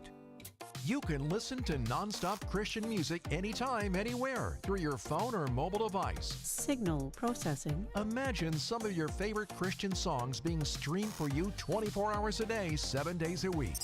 Just go to where you get your apps and download the free Moody Radio app. Open up the app, select the Praise and Worship channel, and start listening to your favorite Christian music right here, right now. It's the Praise and Worship channel from Moody Radio. They say family knows you best. Here's Brian's older brother with a message for you. I always knew my little brother had the gift of gab, and he proves it to you every morning. It's Mornings with Brian on Moody Radio Cleveland. It's 7:51 on Moody Radio Cleveland, WCRF. You are listening to Mornings with Brian. And we hope we get to see a lot of you in person next Saturday, because it is our annual Renew Women's Conference. Yay. Woohoo! Ladies, get your tickets. No, wrong sound effect. Text the word renew to 440-546-2255. We know some of you have been holding out, hoping you're going to win some tickets. Lauren says we don't have a ton left to give away. Sorry. So the time is now. The conference is next week. Text renew to 440-546-2255. If you've been just tuning in here, we've got our friend Erica Kurcsack with us from Maranatha Bible Church and the ministry Grace and Beauty that ministers to women experiencing infertility, miscarriage, stillbirth, or the death of a child. We're going to get you connected to them in a minute, because it's not just for their church members. There are not many support groups, if any, like this in the area, and they'd be happy to welcome you if you need a place. Again, just stick with us. We'll give you info in a minute. We're talking about 3 questions people ask when they're going through suffering. The first one you said was why, that existential question that God may or may not answer. What's the next one? The second one is, where was God? When this horrible thing was happening, where was God? And I think the underlying assumption then is either God is absent or that he's just not aware of everything that's going on in the world. There's like too much for him to keep track of, so to speak. And the simplest way that I know how to answer this question, if somebody were to ask me, would be to say, he was with you. He was right beside you. He was weeping with you when your world was falling apart, when your worst nightmare was coming true. And you probably weren't thinking about him or acknowledging him in that moment, but he was there. I mean, God is everywhere. Just because we don't see him or we don't see his activity or we don't feel him doesn't mean that he's not there. It doesn't change the truth that God is all present. So I think the enemy comes after us and starts whispering lies to us in our dark times. And even then, you may not see God, but he may be just holding back those forces of darkness that are trying to take over your soul and take over your heart and your mind and your thoughts. So not only is he with you, I think he's actually fighting for you against the enemy. When you feel like you don't have the strength to fight, you don't have that ability, he's not absent and he's not unaware. He sees us and he hurts right alongside with us. Yeah, it's that feeling of being abandoned, right? Absolutely. And yet he hasn't abandoned us. And I think it's a hard one for folks to reconcile, that God's sovereignty extends over all things, even when things don't feel good or are tragic. Mm-hmm. His presence is constant. And that's so important. Yeah. And I think you were also hinting at, right, that we don't see what he protected us from in the midst of tragedy. Right. That even though something terrible happened, it could have been perhaps very, very much worse. Mm-hmm. It's hard to see that. It is. And so in the moment, I would imagine, though, when someone says to you, where was God? All you can say, right, is like, he's with you. Yeah. And if they keep asking you, just like, he's with you and I'm with you. Mm-hmm. Like trying to theologically explain something to someone who's hurting usually is not a great idea, as I understand it. No, it's not. People don't need those grand theological explanations. And sometimes even scripture can be used in a hurtful way. I mean, Romans 8:28 is like, most women in the group, that's their least favorite verse because people just slap that on like a Band-Aid on a broken arm. And the truth, it is true that God works all things together for good. That is true. But it is not what a woman in grief needs to hear in that moment. They need the presence of God. They need your presence more than they need to be. You know, it almost produces this guilt of, I really shouldn't be feeling this way. Yeah, someone means to say something nice, but what you're telling them is, this is good. Losing a baby is not good. No, it's not good. And you don't need to remind them about this because God will reveal that truth to them in his perfect timing. Mm-hmm. He didn't ask you to remind them of that in the midst of their grief. Mm-hmm. In fact, he told us to weep with those who weep. Yes. As opposed to theologically correct and cheer up the person who's... Right. I mean, I had a friend who they went through a miscarriage and someone looked at him and said, well, at least you have another kid. Mm-mm. Well, Don't ever say that. Thanks for helping me look at the bright side of death. Excuse me. No, I mean, did Jesus say that to Mary or Martha? Well, at least you still have your sister, even though Lazarus is gone. Cheer up. No, you know? No, he wept with them. Yeah, and it's, again, we worry about what to say, and yet it's shockingly simple. Mm-hmm. That's so good. Okay, so the third question people often ask. Yeah, the third question, I think a lot of us have heard this question before. How can God be good if he allows this kind of evil in the world? And this question, I think, is especially prevalent with miscarriage and stillbirth because it involves an innocent baby. Yeah. And the assumption here is that either God is not good or he's not powerful enough to stop the evil. And the truth is that we live in a fallen world that's under the curse of sin. So Adam and Eve's sin in the garden didn't just affect all of mankind. It brought sin into all of the created world. And so sometimes bad things happen, like unspeakably bad things. Some of the stories I've heard, it's unimaginable. But remember, death was not part of God's original design for mankind. Death is a result of man's sin. So when we think about this question, how can God be good and still allow evil? It helps to recognize that God actually willingly allowed the worst kind of evil to happen to his own son. I mean, murder.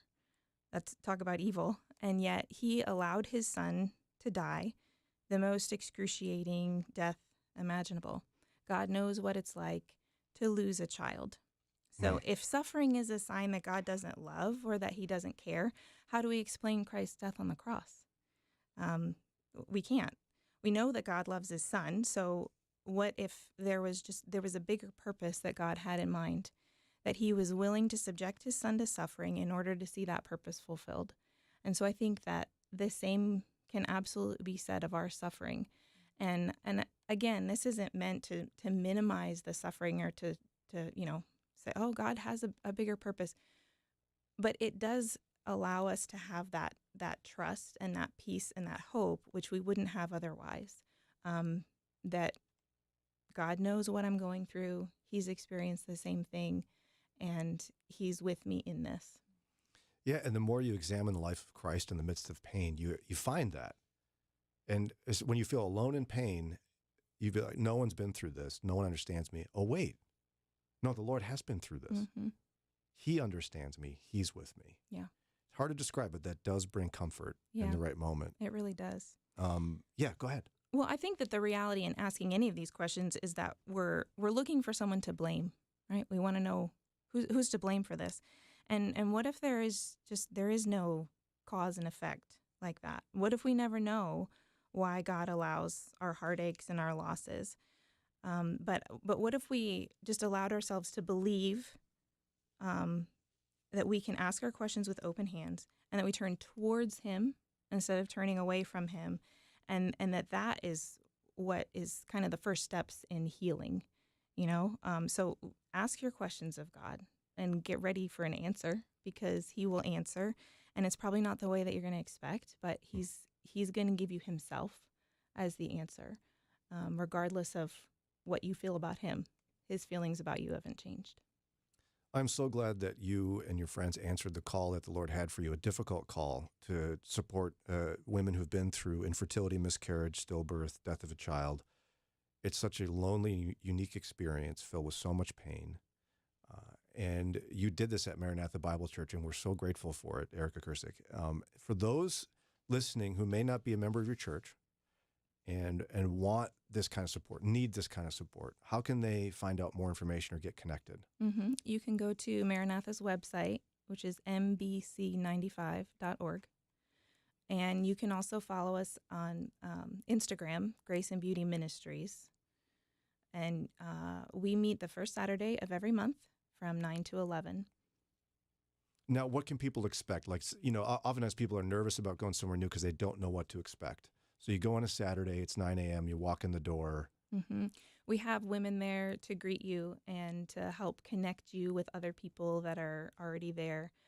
Everybody there, including all the leaders, have experienced one of these things. And so we have a small teaching time, and then we break up into different small groups with questions to talk about. And a lot of times those questions, it just kind of becomes leaning on each other, crying with each other, sharing. And you don't have to share if you don't want to. You do not have to share if you do not want to. It's not like AA where you have to stand up and say, hi, I'm Erica. No. And No, and if you feel uncomfortable going to a new place alone, bring a friend with you. Even if they haven't experienced it themselves, they can just be your support friend to come alongside of you.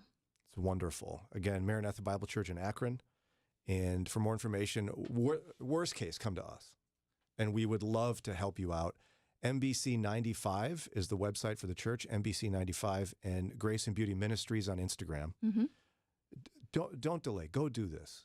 You don't need to be alone. There's followers of Jesus, ladies, who want to support you and love you. Erica Kurcasck, we love you. We love that you came in today. Say hi to your family. Will do. You have beautiful children. Yes, I do. They're the cutest kids in the whole world, tied with mine and Lauren's. I have to say that because we're both sitting here. You're the best, and we'll talk to you soon, okay? All right. Thanks, Brian. It's 8:02 coming up here in just a few minutes. David Szfranski, president and founder of Edgewater Investment Group, here to answer your financial questions. Call or text with those right now at 440-546-2255. Again, 440-546-2255. Mornings with Brian on Moody Radio Cleveland. WCRF Cleveland, WVMS Sandusky, WVML Millersburg, WVMN Newcastle, WVME Meadville, WVMU Ashtabula, and everywhere with the Moody Radio app or at moodyradio.org/Cleveland.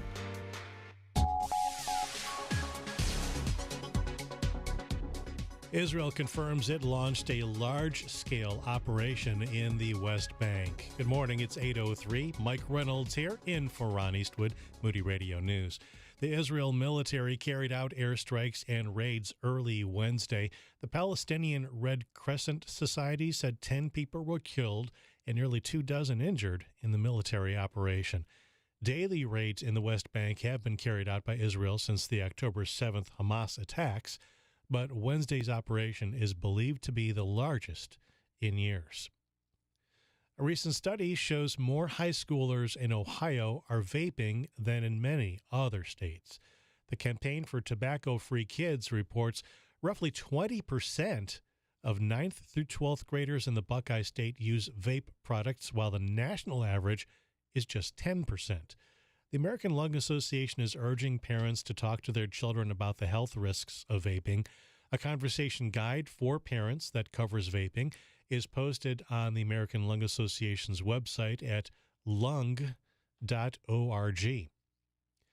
Cleveland police have identified a suspect in a recent hit-skip accident that claimed the life of a 7-year-old boy.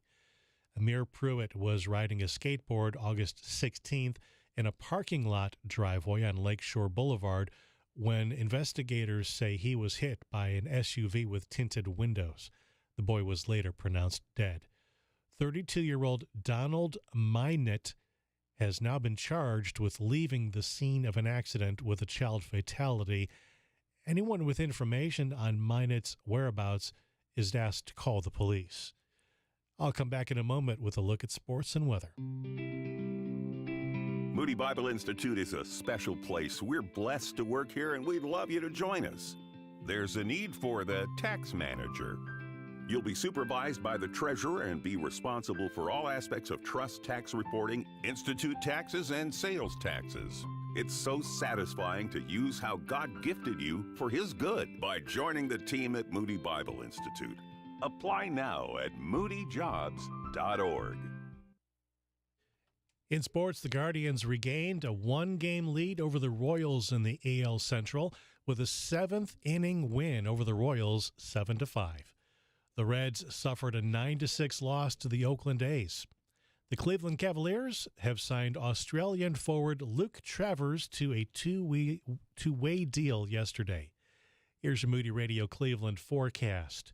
Partly sunny skies. We do have a slight chance of showers and thunderstorms this afternoon. A little cooler with highs around 83 degrees.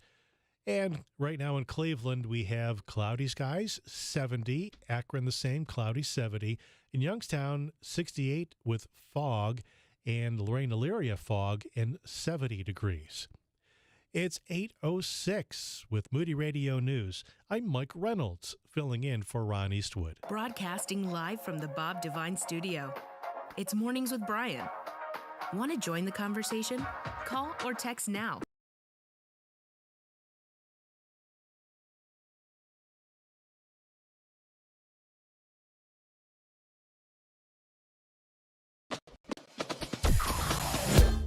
Mornings with Brian. Moody Radio Cleveland. 103.3 at 6 to 9 a.m.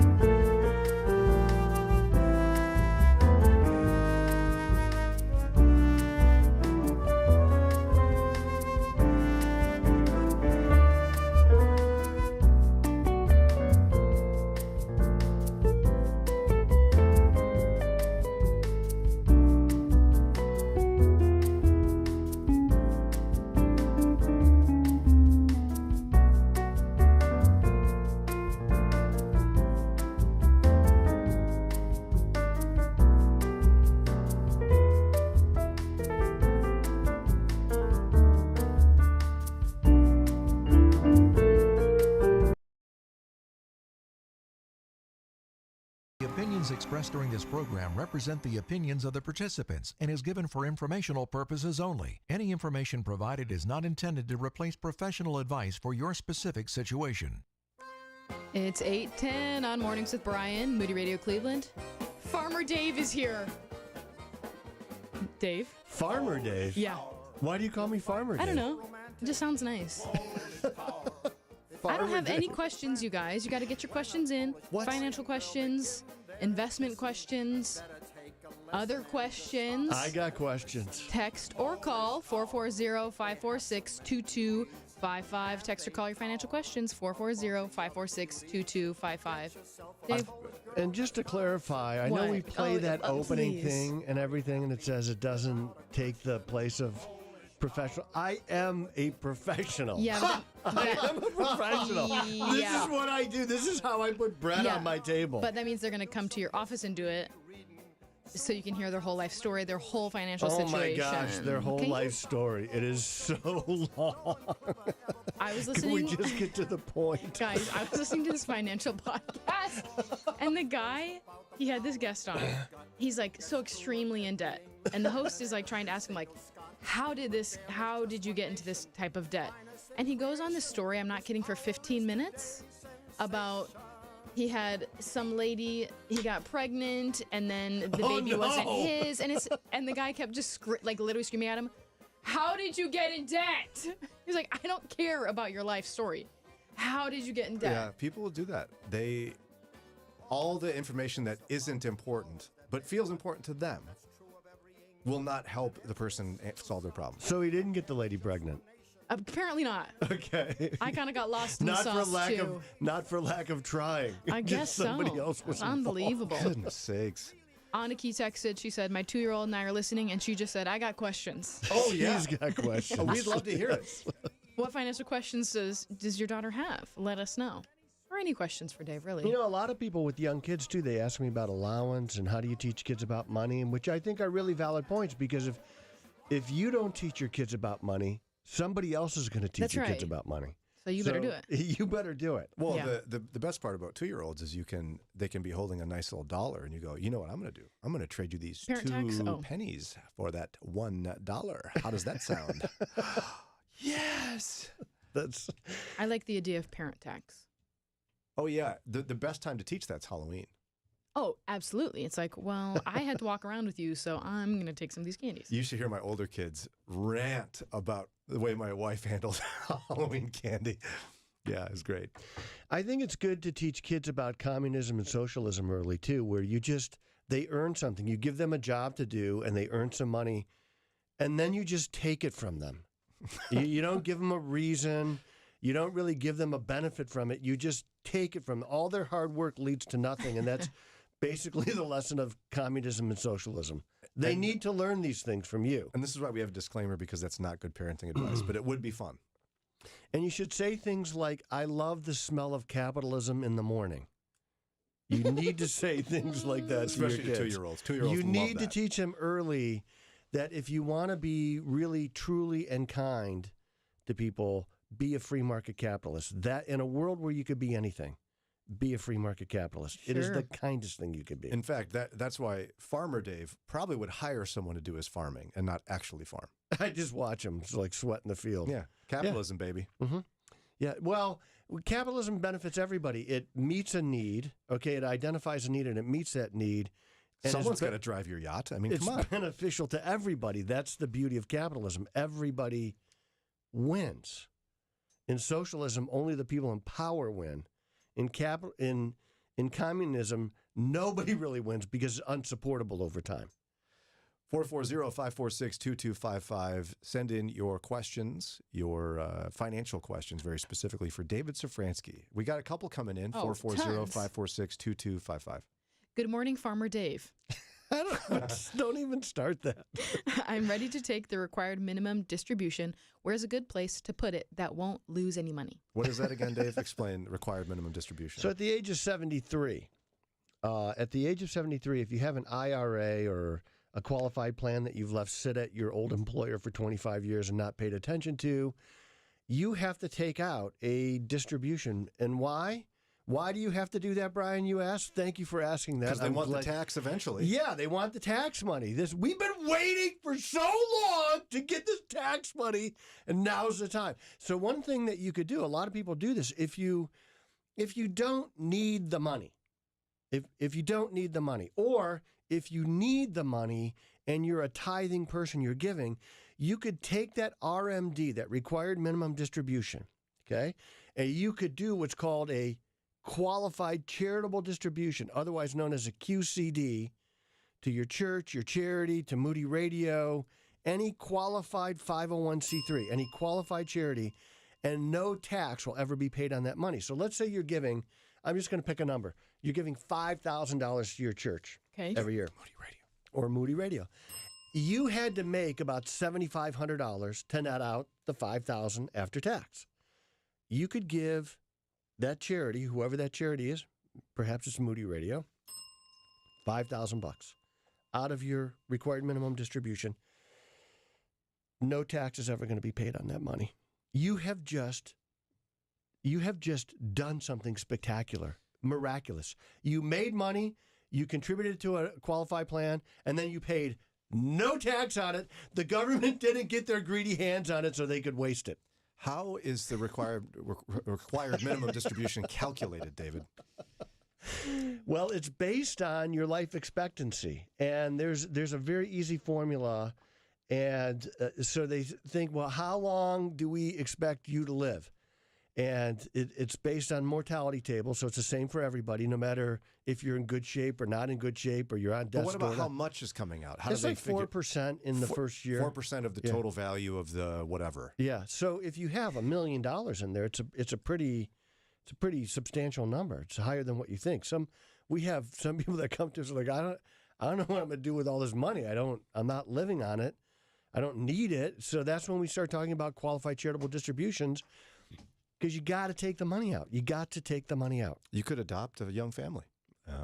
You could. And just give it to them. You could do that. You could My give address is. Young families are not, oh, what do I do with all this money? Oh. Yeah. Goes in and goes right back out. That's kind of it's the hard thing about money. When you're young and you need the money the most. You don't have it. You don't have it. When you're old and you're about to assume room temperature, you're like, I don't know what to do with all this money. So there are, for charitably oriented people, it's really a good idea to use the QCD because you do escape paying tax. And you're helping another ministry. Yeah, absolutely.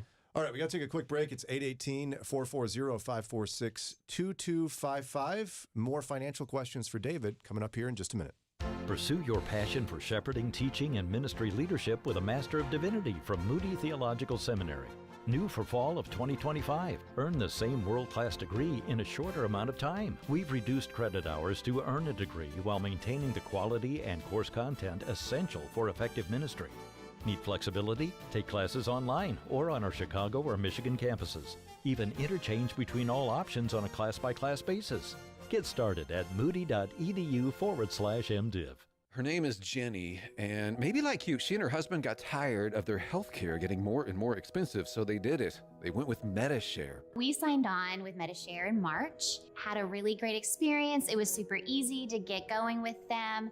And then in October of that same year, we found out that I had stage 3 breast cancer. We were put at ease with MediShare, guiding us and walking with us and saying that they were going to be praying for us. It's very intentional how they try to bless people when they know this is one of the hardest things that they're going through. They and their 4 kids thank the Lord, not only for her healing and how he provided for them, but she says it makes her emotional just realizing how she gets to pay it forward. What we put towards MediShare is going to be blessing another mom, and they're going to show up for her the way that they showed up for me. You save a lot, and you're part of something really, really good. Call now. It's 877-58-BIBLE. That's 877-58-BIBLE. 877-58-BIBLE.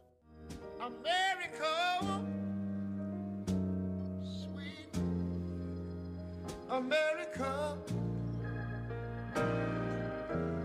Bald eagles eat breakfast. Here we go. On my beach. Eagles. Did you hear about the bald eagle? And I think it was in Missouri. No.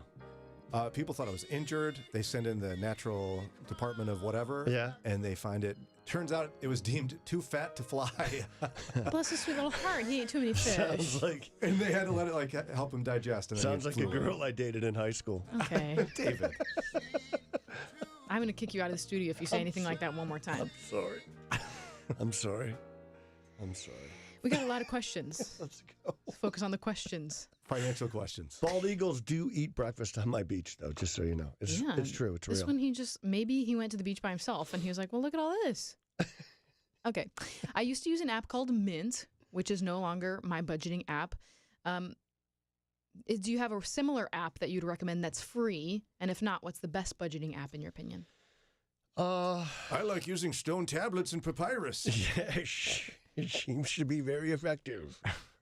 I like the abacus. The best budgeting apps now are pay for. There's a paywall on them. Yeah.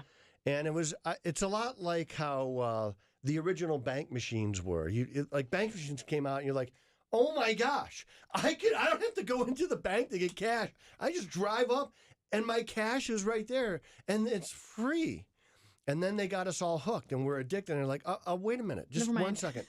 It'll be $1 now to get your own money. I'm like, well, $1 isn't so bad. Now it's $1.50. Yeah. Now it's $3. And then I realized I have been slamboozled, hoodwinked. Bamboozled. Bamboozled.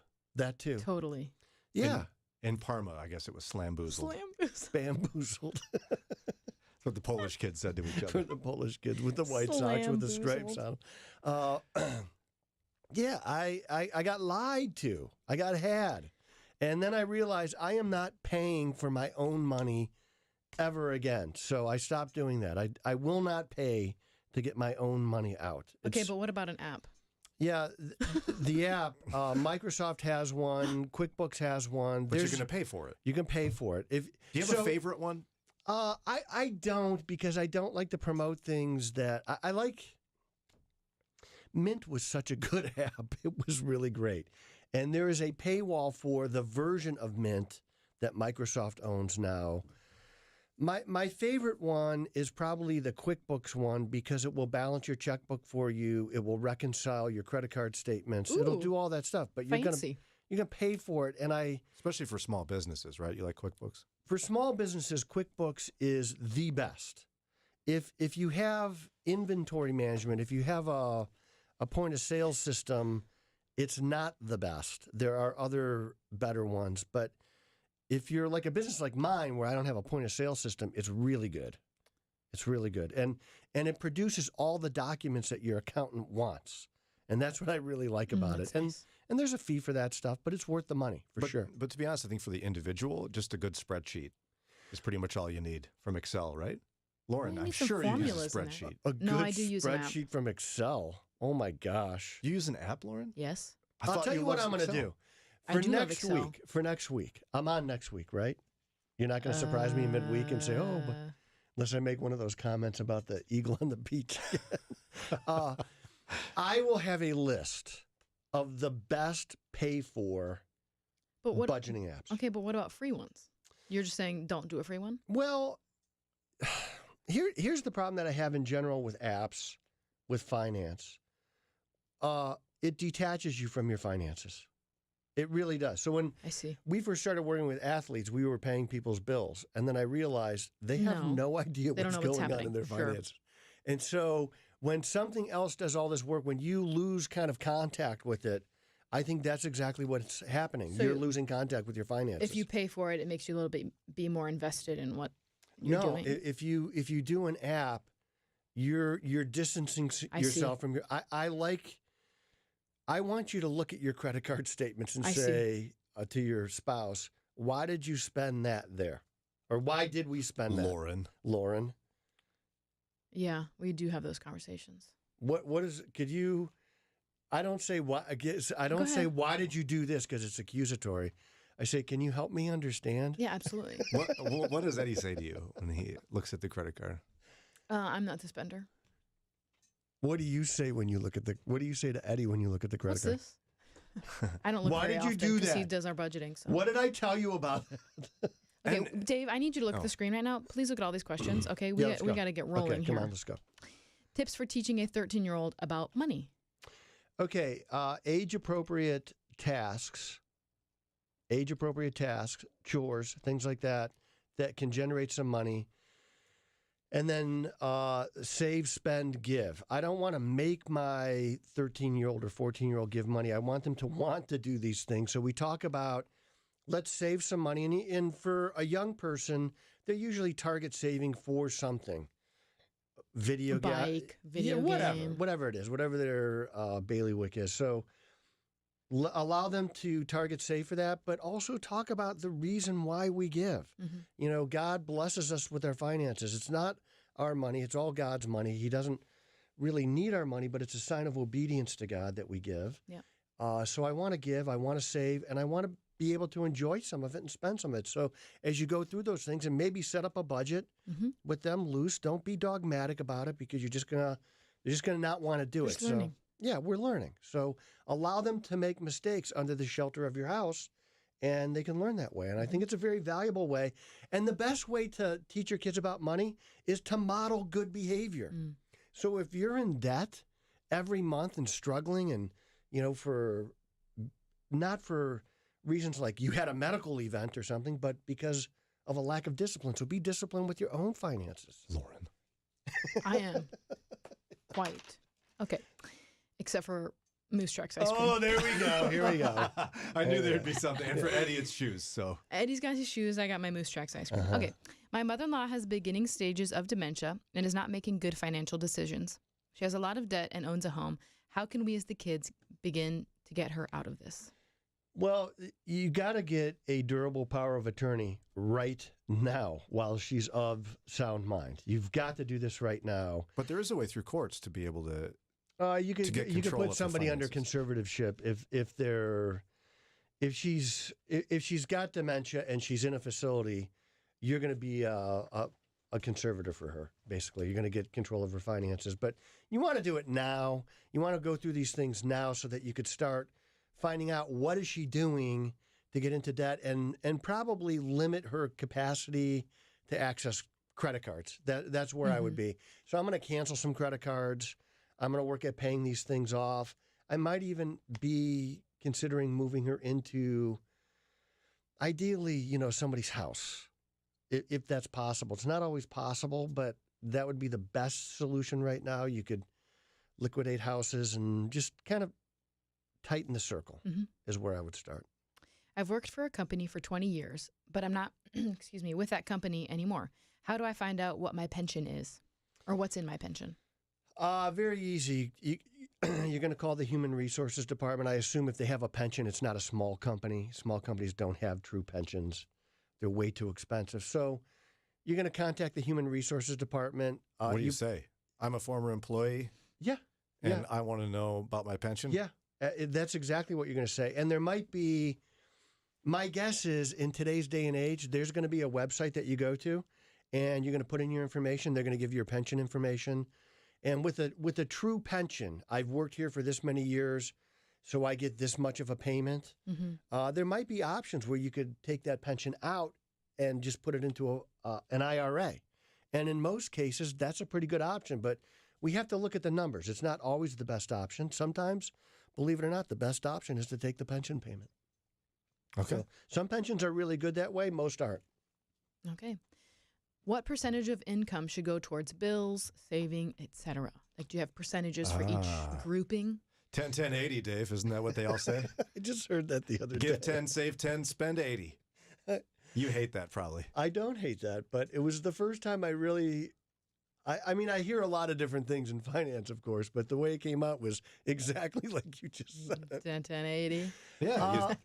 Save, give, spend. Well, let's say that you've accumulated enough bills to where it requires 90% of your income. Yeah. And you say, well, I'm only going to allocate 10, 10, 80. Well, somebody's not going to like that figure. So what I think you need to do, what I think we need to do as consumers is always live under our income, you know, whenever possible. Sometimes there might be a life event and I have to throw these caveats in because caveats are real. There's a reason we have them. There could just be something that happens where Something that comes up. Yeah, you're not able to do it. So, but ideally, you're living on 80, 75% of what you're making. And you got to arrange your budget that way.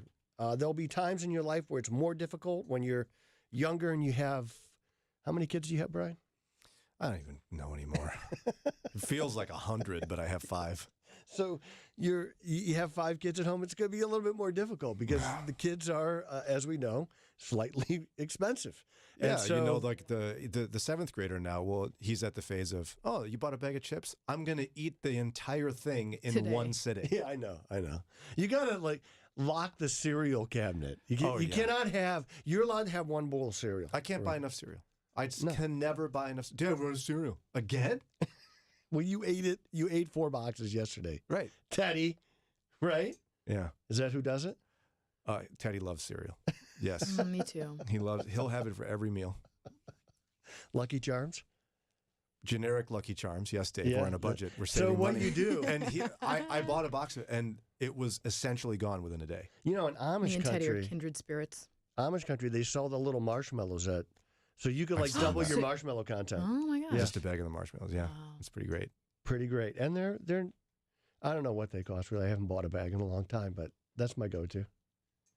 If I'm eating unhealthy. Did we answer that question? Yes. Okay, good. Time for a break. 8:31. Brian, we have a lot of questions. Yeah, Didn't you like hear? it's insane. So let's get going here, guys. 440-546-2255. Dave and I are both getting nervous because Lauren's getting pretty intense here. What did you say? Come Farmer on, get Lauren. going is what you said, So right? get going here, guys. We're going to get going, guys. Tombstones. They sum up an entire life in just a few words. If I could do it all over again, Christian leaders share the most important lessons of their lives. Has Bible teacher Tony Evans thought about what he wants on his tombstone? Yes, and what I would like is that he knew God and helped others to know him too. That's Dr. Tony Evans on what he wants on his tombstone. And here's Josh McDowell. He followed Jesus, loved his wife, and spent time with his children. If you are a true follower of Christ, you will love your wife, and you will love and spend time with your children. And to me, if you go through life and accomplish so many great things, quote, for the kingdom, and you lose your marriage and your family, you failed. You failed. Thoughts from Josh McDowell. Dr. Gary Chapman, author of The 5 Love Languages. What would I like on my tombstone? You know, years ago, I went to the cemetery and found the grave of a lady named Lottie Moon, who served as a missionary in China. And for Southern Baptists, she became the lady for whom they named the annual missions offering, the Lottie Moon Christmas offering. And as children, everybody learned about Lottie Moon and her ministry. So I was eager to find her tombstone. And I went there, and to be frank, I was a little surprised that it was a very, very small stone. And on the stone were the words, simply these words, faithful unto death. And I wept, and I said, God, that's what I want, to be faithful unto death. If those words can be truly said, I will be happy. Reflections from Gary Chapman. This has been a production of Moody Radio, a ministry of Moody Bible Institute, based on the book, If I Could Do It All Over Again. 1959, Cuba. This is the biggest demonstration in Cuba's history. Almost 1 million people are here. There is Fidel Castro, the leader. Cuba then became a one-party, communist and atheist state. When the revolution took over in 59, things becomes bad to the churches. But today, this longtime Cuban pastor sees hope. We really think that this is our time to reach our country. Now people are willing to listen to the gospel. Cuba needs Jesus. Cuba needs you. You can be part of something really big. Join TWR in taking the good news of Jesus into Cuba every night by radio. Radio waves can reach everywhere. Any Cuban could listen to the gospel. Partner today with TWR. Go to CubaNeedsJesus.org. God bless the working man. And I've actually tried to coach Lauren's husband, Eddie, on this. I gave him your philosophy, my philosophy for every project that comes up in the house I must do. Yes. It requires a new tool. Yes. And it usually does. Lauren, this man needs a new tool. He does. Eddie needs a new tool right now. Well, it is his birthday today. Birthday is new tool anyway. Yeah. Sorry. This man has so many new tools, okay? He's got a starter kit, Lauren. That doesn't count. Starter kit? Come on. I don't know what he has. He has so many tools, okay? And do not even get me started on his Amazon wish list. It's all tools. I like him better. Here's what Eddie needs to do. You say, you don't want me to do this wrong, do you? And you say, well, no, because no's easy to say. He will have a lot of tools. Eddie, you're welcome, and thank you. And that advice is free. That's good advice. That's free. But he probably just got 10 new tools out of it. I'm sure. I hope you're listening, Eddie. We got your back, bro. I still can't believe you said he has so many tools. I'm offended that you said that. He's got plenty. As Lauren likes to say, Eddie doesn't need a tool. He is a tool. And I think that's just so mean to say that about your husband. If he's doing a project and he asks for my help, I have to bring a lot of things to your house. Sure. Oh, sure. I do. I have to fill up my trunk with tools. Yeah. This poor When man. was the last time he asked you for help at our house? Okay. I don't know, a couple Got months him. ago, probably. Got him good. A couple months ago. Okay, a year ago. He's got tools now. He doesn't need you anymore. That's not true, though. Okay, he doesn't guys, have tools. questions. We've got questions. What's the difference between an SEP IRA, a SEP? Yes. Okay, thank you so much. And I think they an mean... it's just a regular Yeah, 401k? yeah. Okay, and a 401k. How much can I contribute to each account? A SEP is generally for small businesses under 100 people, and you could put in like $63,000 into a SEP. It's powerful for small business. And a 401k is generally for bigger businesses, and I think the contribution limit this year is $23,800. It's somewhere right around there. 401ks have a lot of reporting requirements. They're expensive to do. That's why small companies don't do them. They have to fill out this what's called a 5500 form. They have top-heavy testing. So small companies don't want to do that, and it's not really cost-effective for them to do it. But a SEP is. A SEP is just a couple of pieces of paper. A 401k is a process. So that's the big difference. Okay.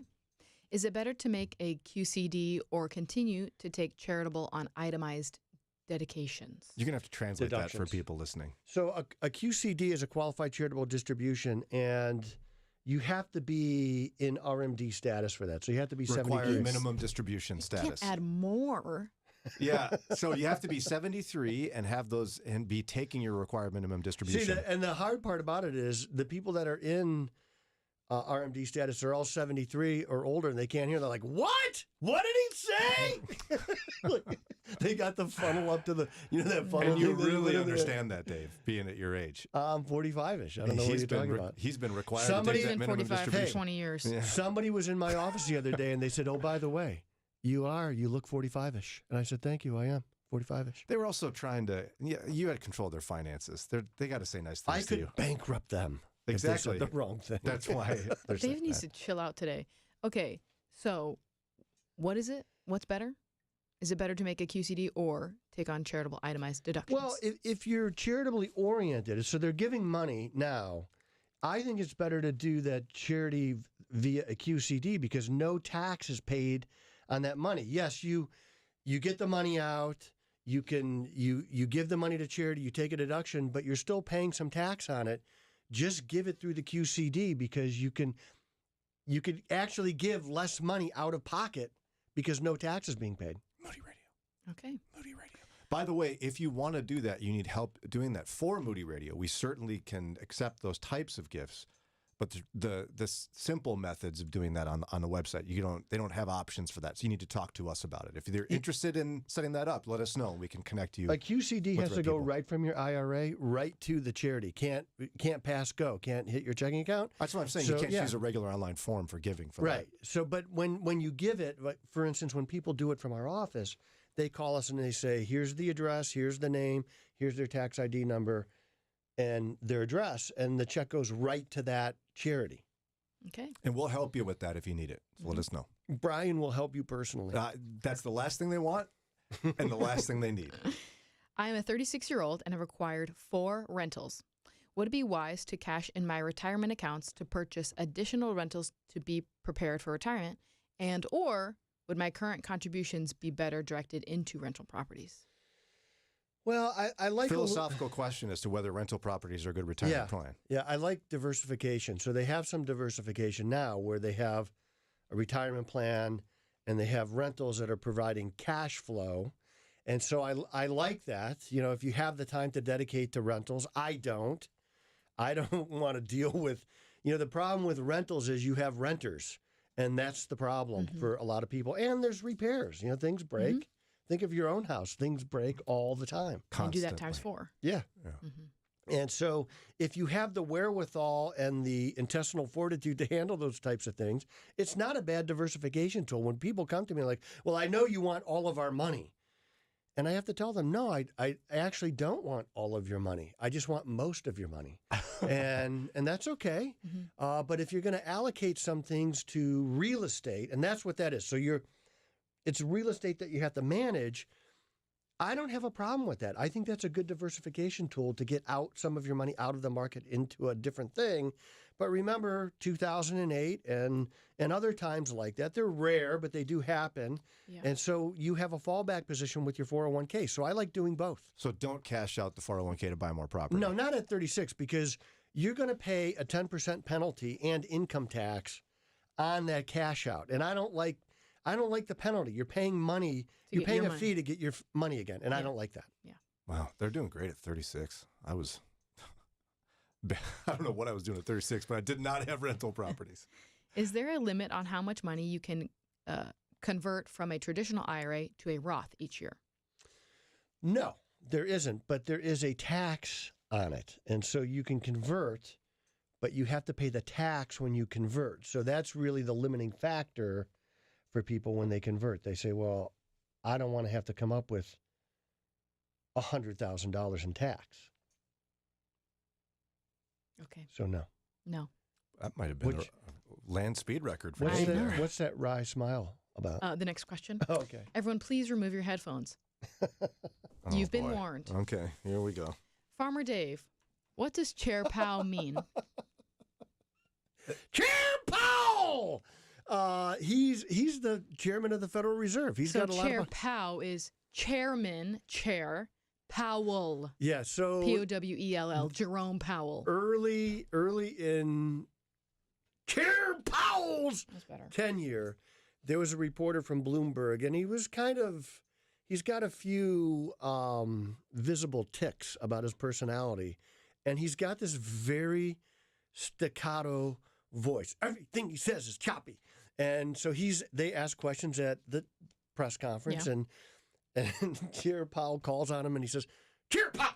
And I think he was stuck with you. You know, he's probably nervous. Sure. It's on TV.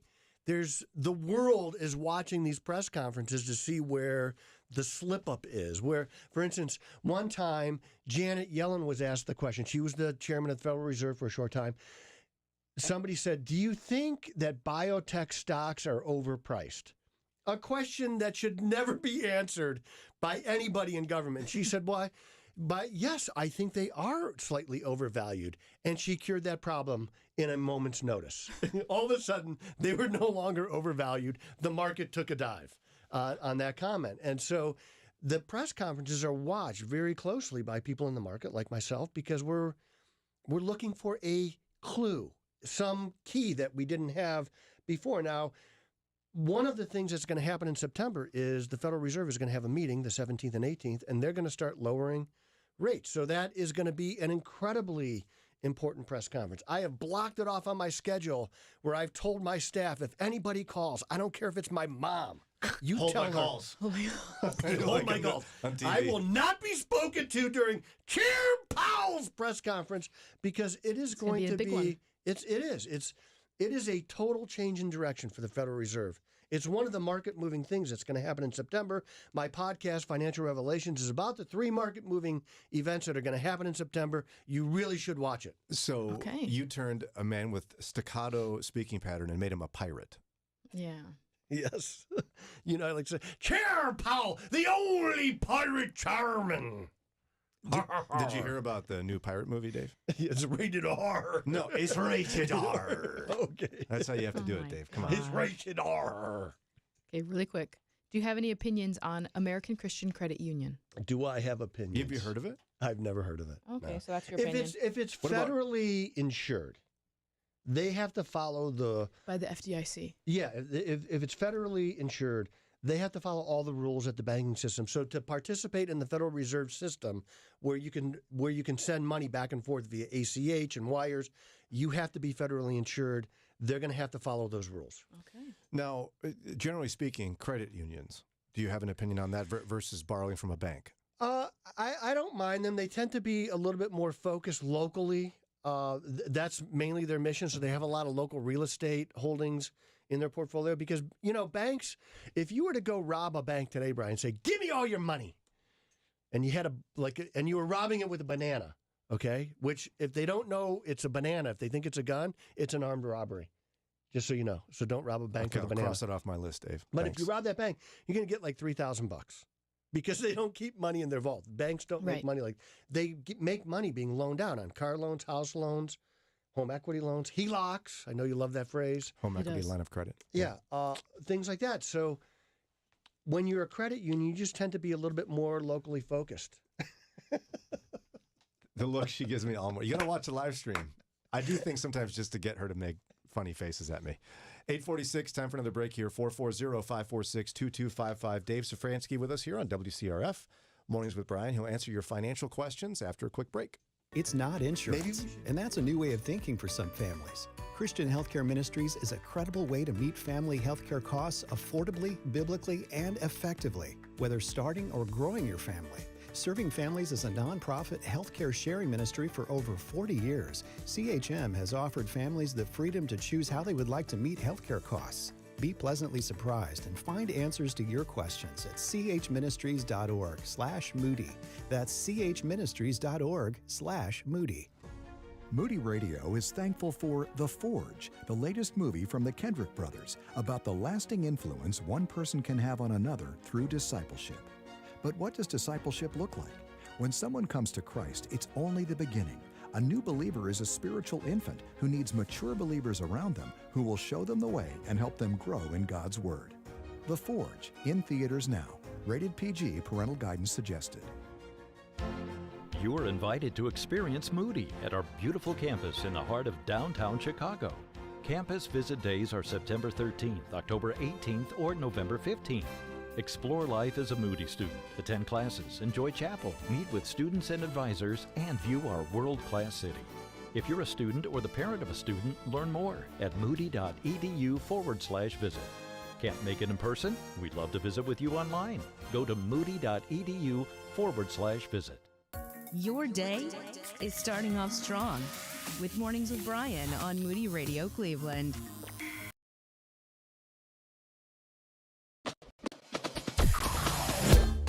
Mornings with Brian.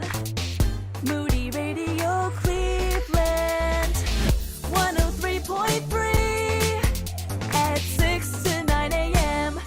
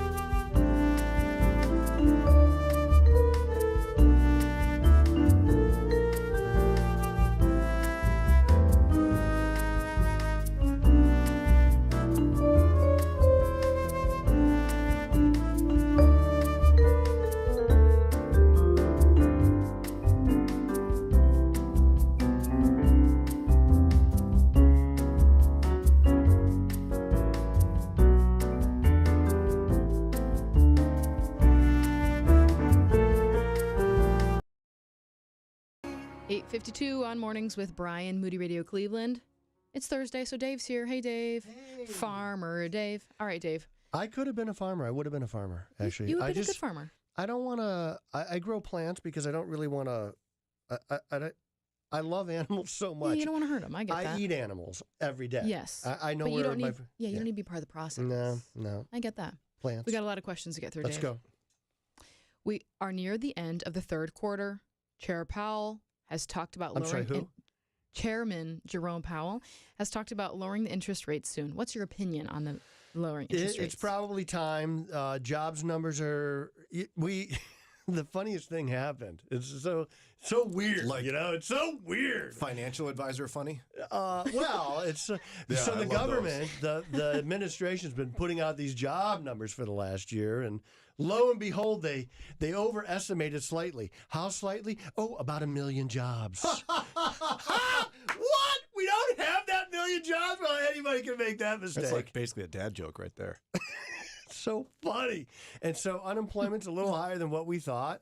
And yeah, those jobs, well, they just never existed. So, wow. It's probably time to lower interest rates. The growth in inflation, which is, they talk about this soft landing all the time that we're supposedly having. Mm-hmm. Well, if you go to the grocery store, it's not a soft landing. It's more like a crack in the forehead with a 2x4. So their version of soft landing and my version of soft landing, two totally different things. And if you came into the last 3 years living on the economic margins, you don't need Eli Lilly's weight loss drug to lose weight. You're just eating a lot less. You can't afford the food that you afforded 3 years ago. So that is not a soft landing to me. So I think the Fed has failed us in a lot of ways. And I think the administration has failed us in a lot of ways. But they're going to lower interest rates. I think it's time. To what, do you think? Well, I think over time, this Fed is what I would call incremental in nature. They don't do big moves. So they're going to go a quarter point. And the first quarter point, it's basically meaningless in the sense that if you're paying 24.75% on your credit card, you're not going to pay 24.5% on your credit card. And it's not enough to really refinance a high-priced mortgage like Lauren has. Now, Brian, you and I, great deal. We're basically financial geniuses. Of course. Yeah, because of our mortgage rates. So, and the Fed doesn't make big financial or big moves, but Dave on the dance floor, big moves. Yes. I have a video of it, and I watch it frequently. Big moves. The All right, sprinkler, the lawnmower. I would like to know if it's okay to use a 401k for home repairs and renovations or take out a loan.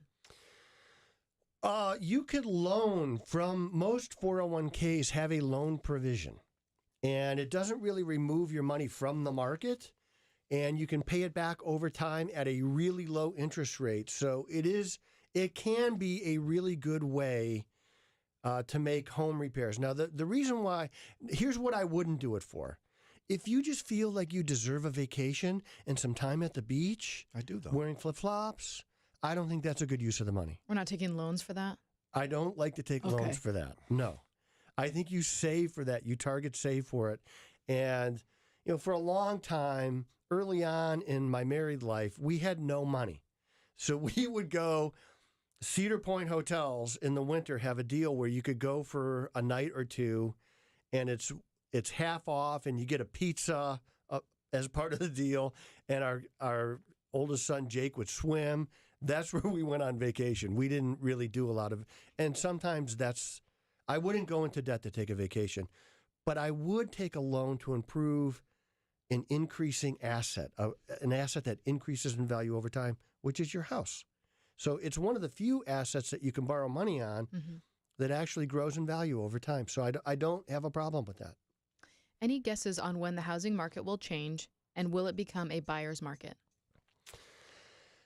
I don't think that's going to happen in wholesale for a long time now. Regionally, in certain places, it may happen, but we have underbuilt since 2008 because the big builders, a lot of them went out of business, and most of them would not take the same risk with tracts of land that they were taking pre-2008 because they couldn't get the money to do it, for one thing, and they didn't want to have that on their books if there was another 2008.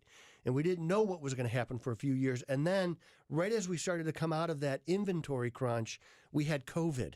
And there were places in the country where you couldn't build a house for 18 months. Mm-hmm. And so I think it's going to be 5, 7, maybe even 10 years until inventory truly equalizes to demand. So I think it's going to be predominantly a seller's market for some time. And that's just the market that we're going to live in. And if they start giving people $25,000 to buy a house, guess what happens to the price of a house? It goes up by what? $25,000. How could they have picked that number? That's so weird. It's so weird. You're riled up today. He's a little wound up, yeah. How much will they lower rates in September? 25 basis points to start. So you don't know that for sure, right? This is an educated guess, just for clarity's sake. Let's see. My economic spidey sense tells me it's 25 basis points. Only because when they were raising rates, when they should have done 50 basis points at a time, they were doing 25 basis points. We were going to read the data. And the unemployment rate, I have long held the belief that they wouldn't lower rates until unemployment was at 4.5%. And I think it's going to be at 4.5% in October. So they're kind of preemptively doing that. They want a little bit of slack in the labor market because you're having to pay people $25 an hour to work at McDonald's. And we're in election season.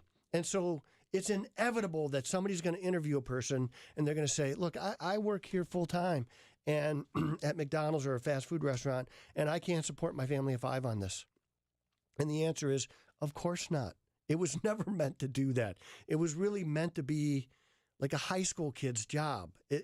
You got to get trained. You got to get skilled. You got to do those things. And then you got to stay trained and stay skilled because the skill set that you need to survive in this economy is growing every day. More and more education is needed, not necessarily college, because, I think college is a scam right now, but job training. If you were going to go into HVAC or plumbing or the trades, or there's a lot of things. And I think if there is a change in administration, you're going to see the oil fields open back up again. And I was reading stories. I was in South Dakota one time because I went to see, what's the Mount Rushmore. And there's like sushi restaurants everywhere. People are driving Mercedes and $100,000 trucks. That's the kind of money that the trades make when we have an administration that allows the trades to make it. All right, we got to get running here. It's time for us to go. Dave Szfranski, president and founder of Edgewater Investment Group. Thank you for your time today. We should have done 2 hours today. Should have done it. Well, this was enough. And tomorrow's follow-up Friday, my lovely wife, Sarah, will be with us all morning. And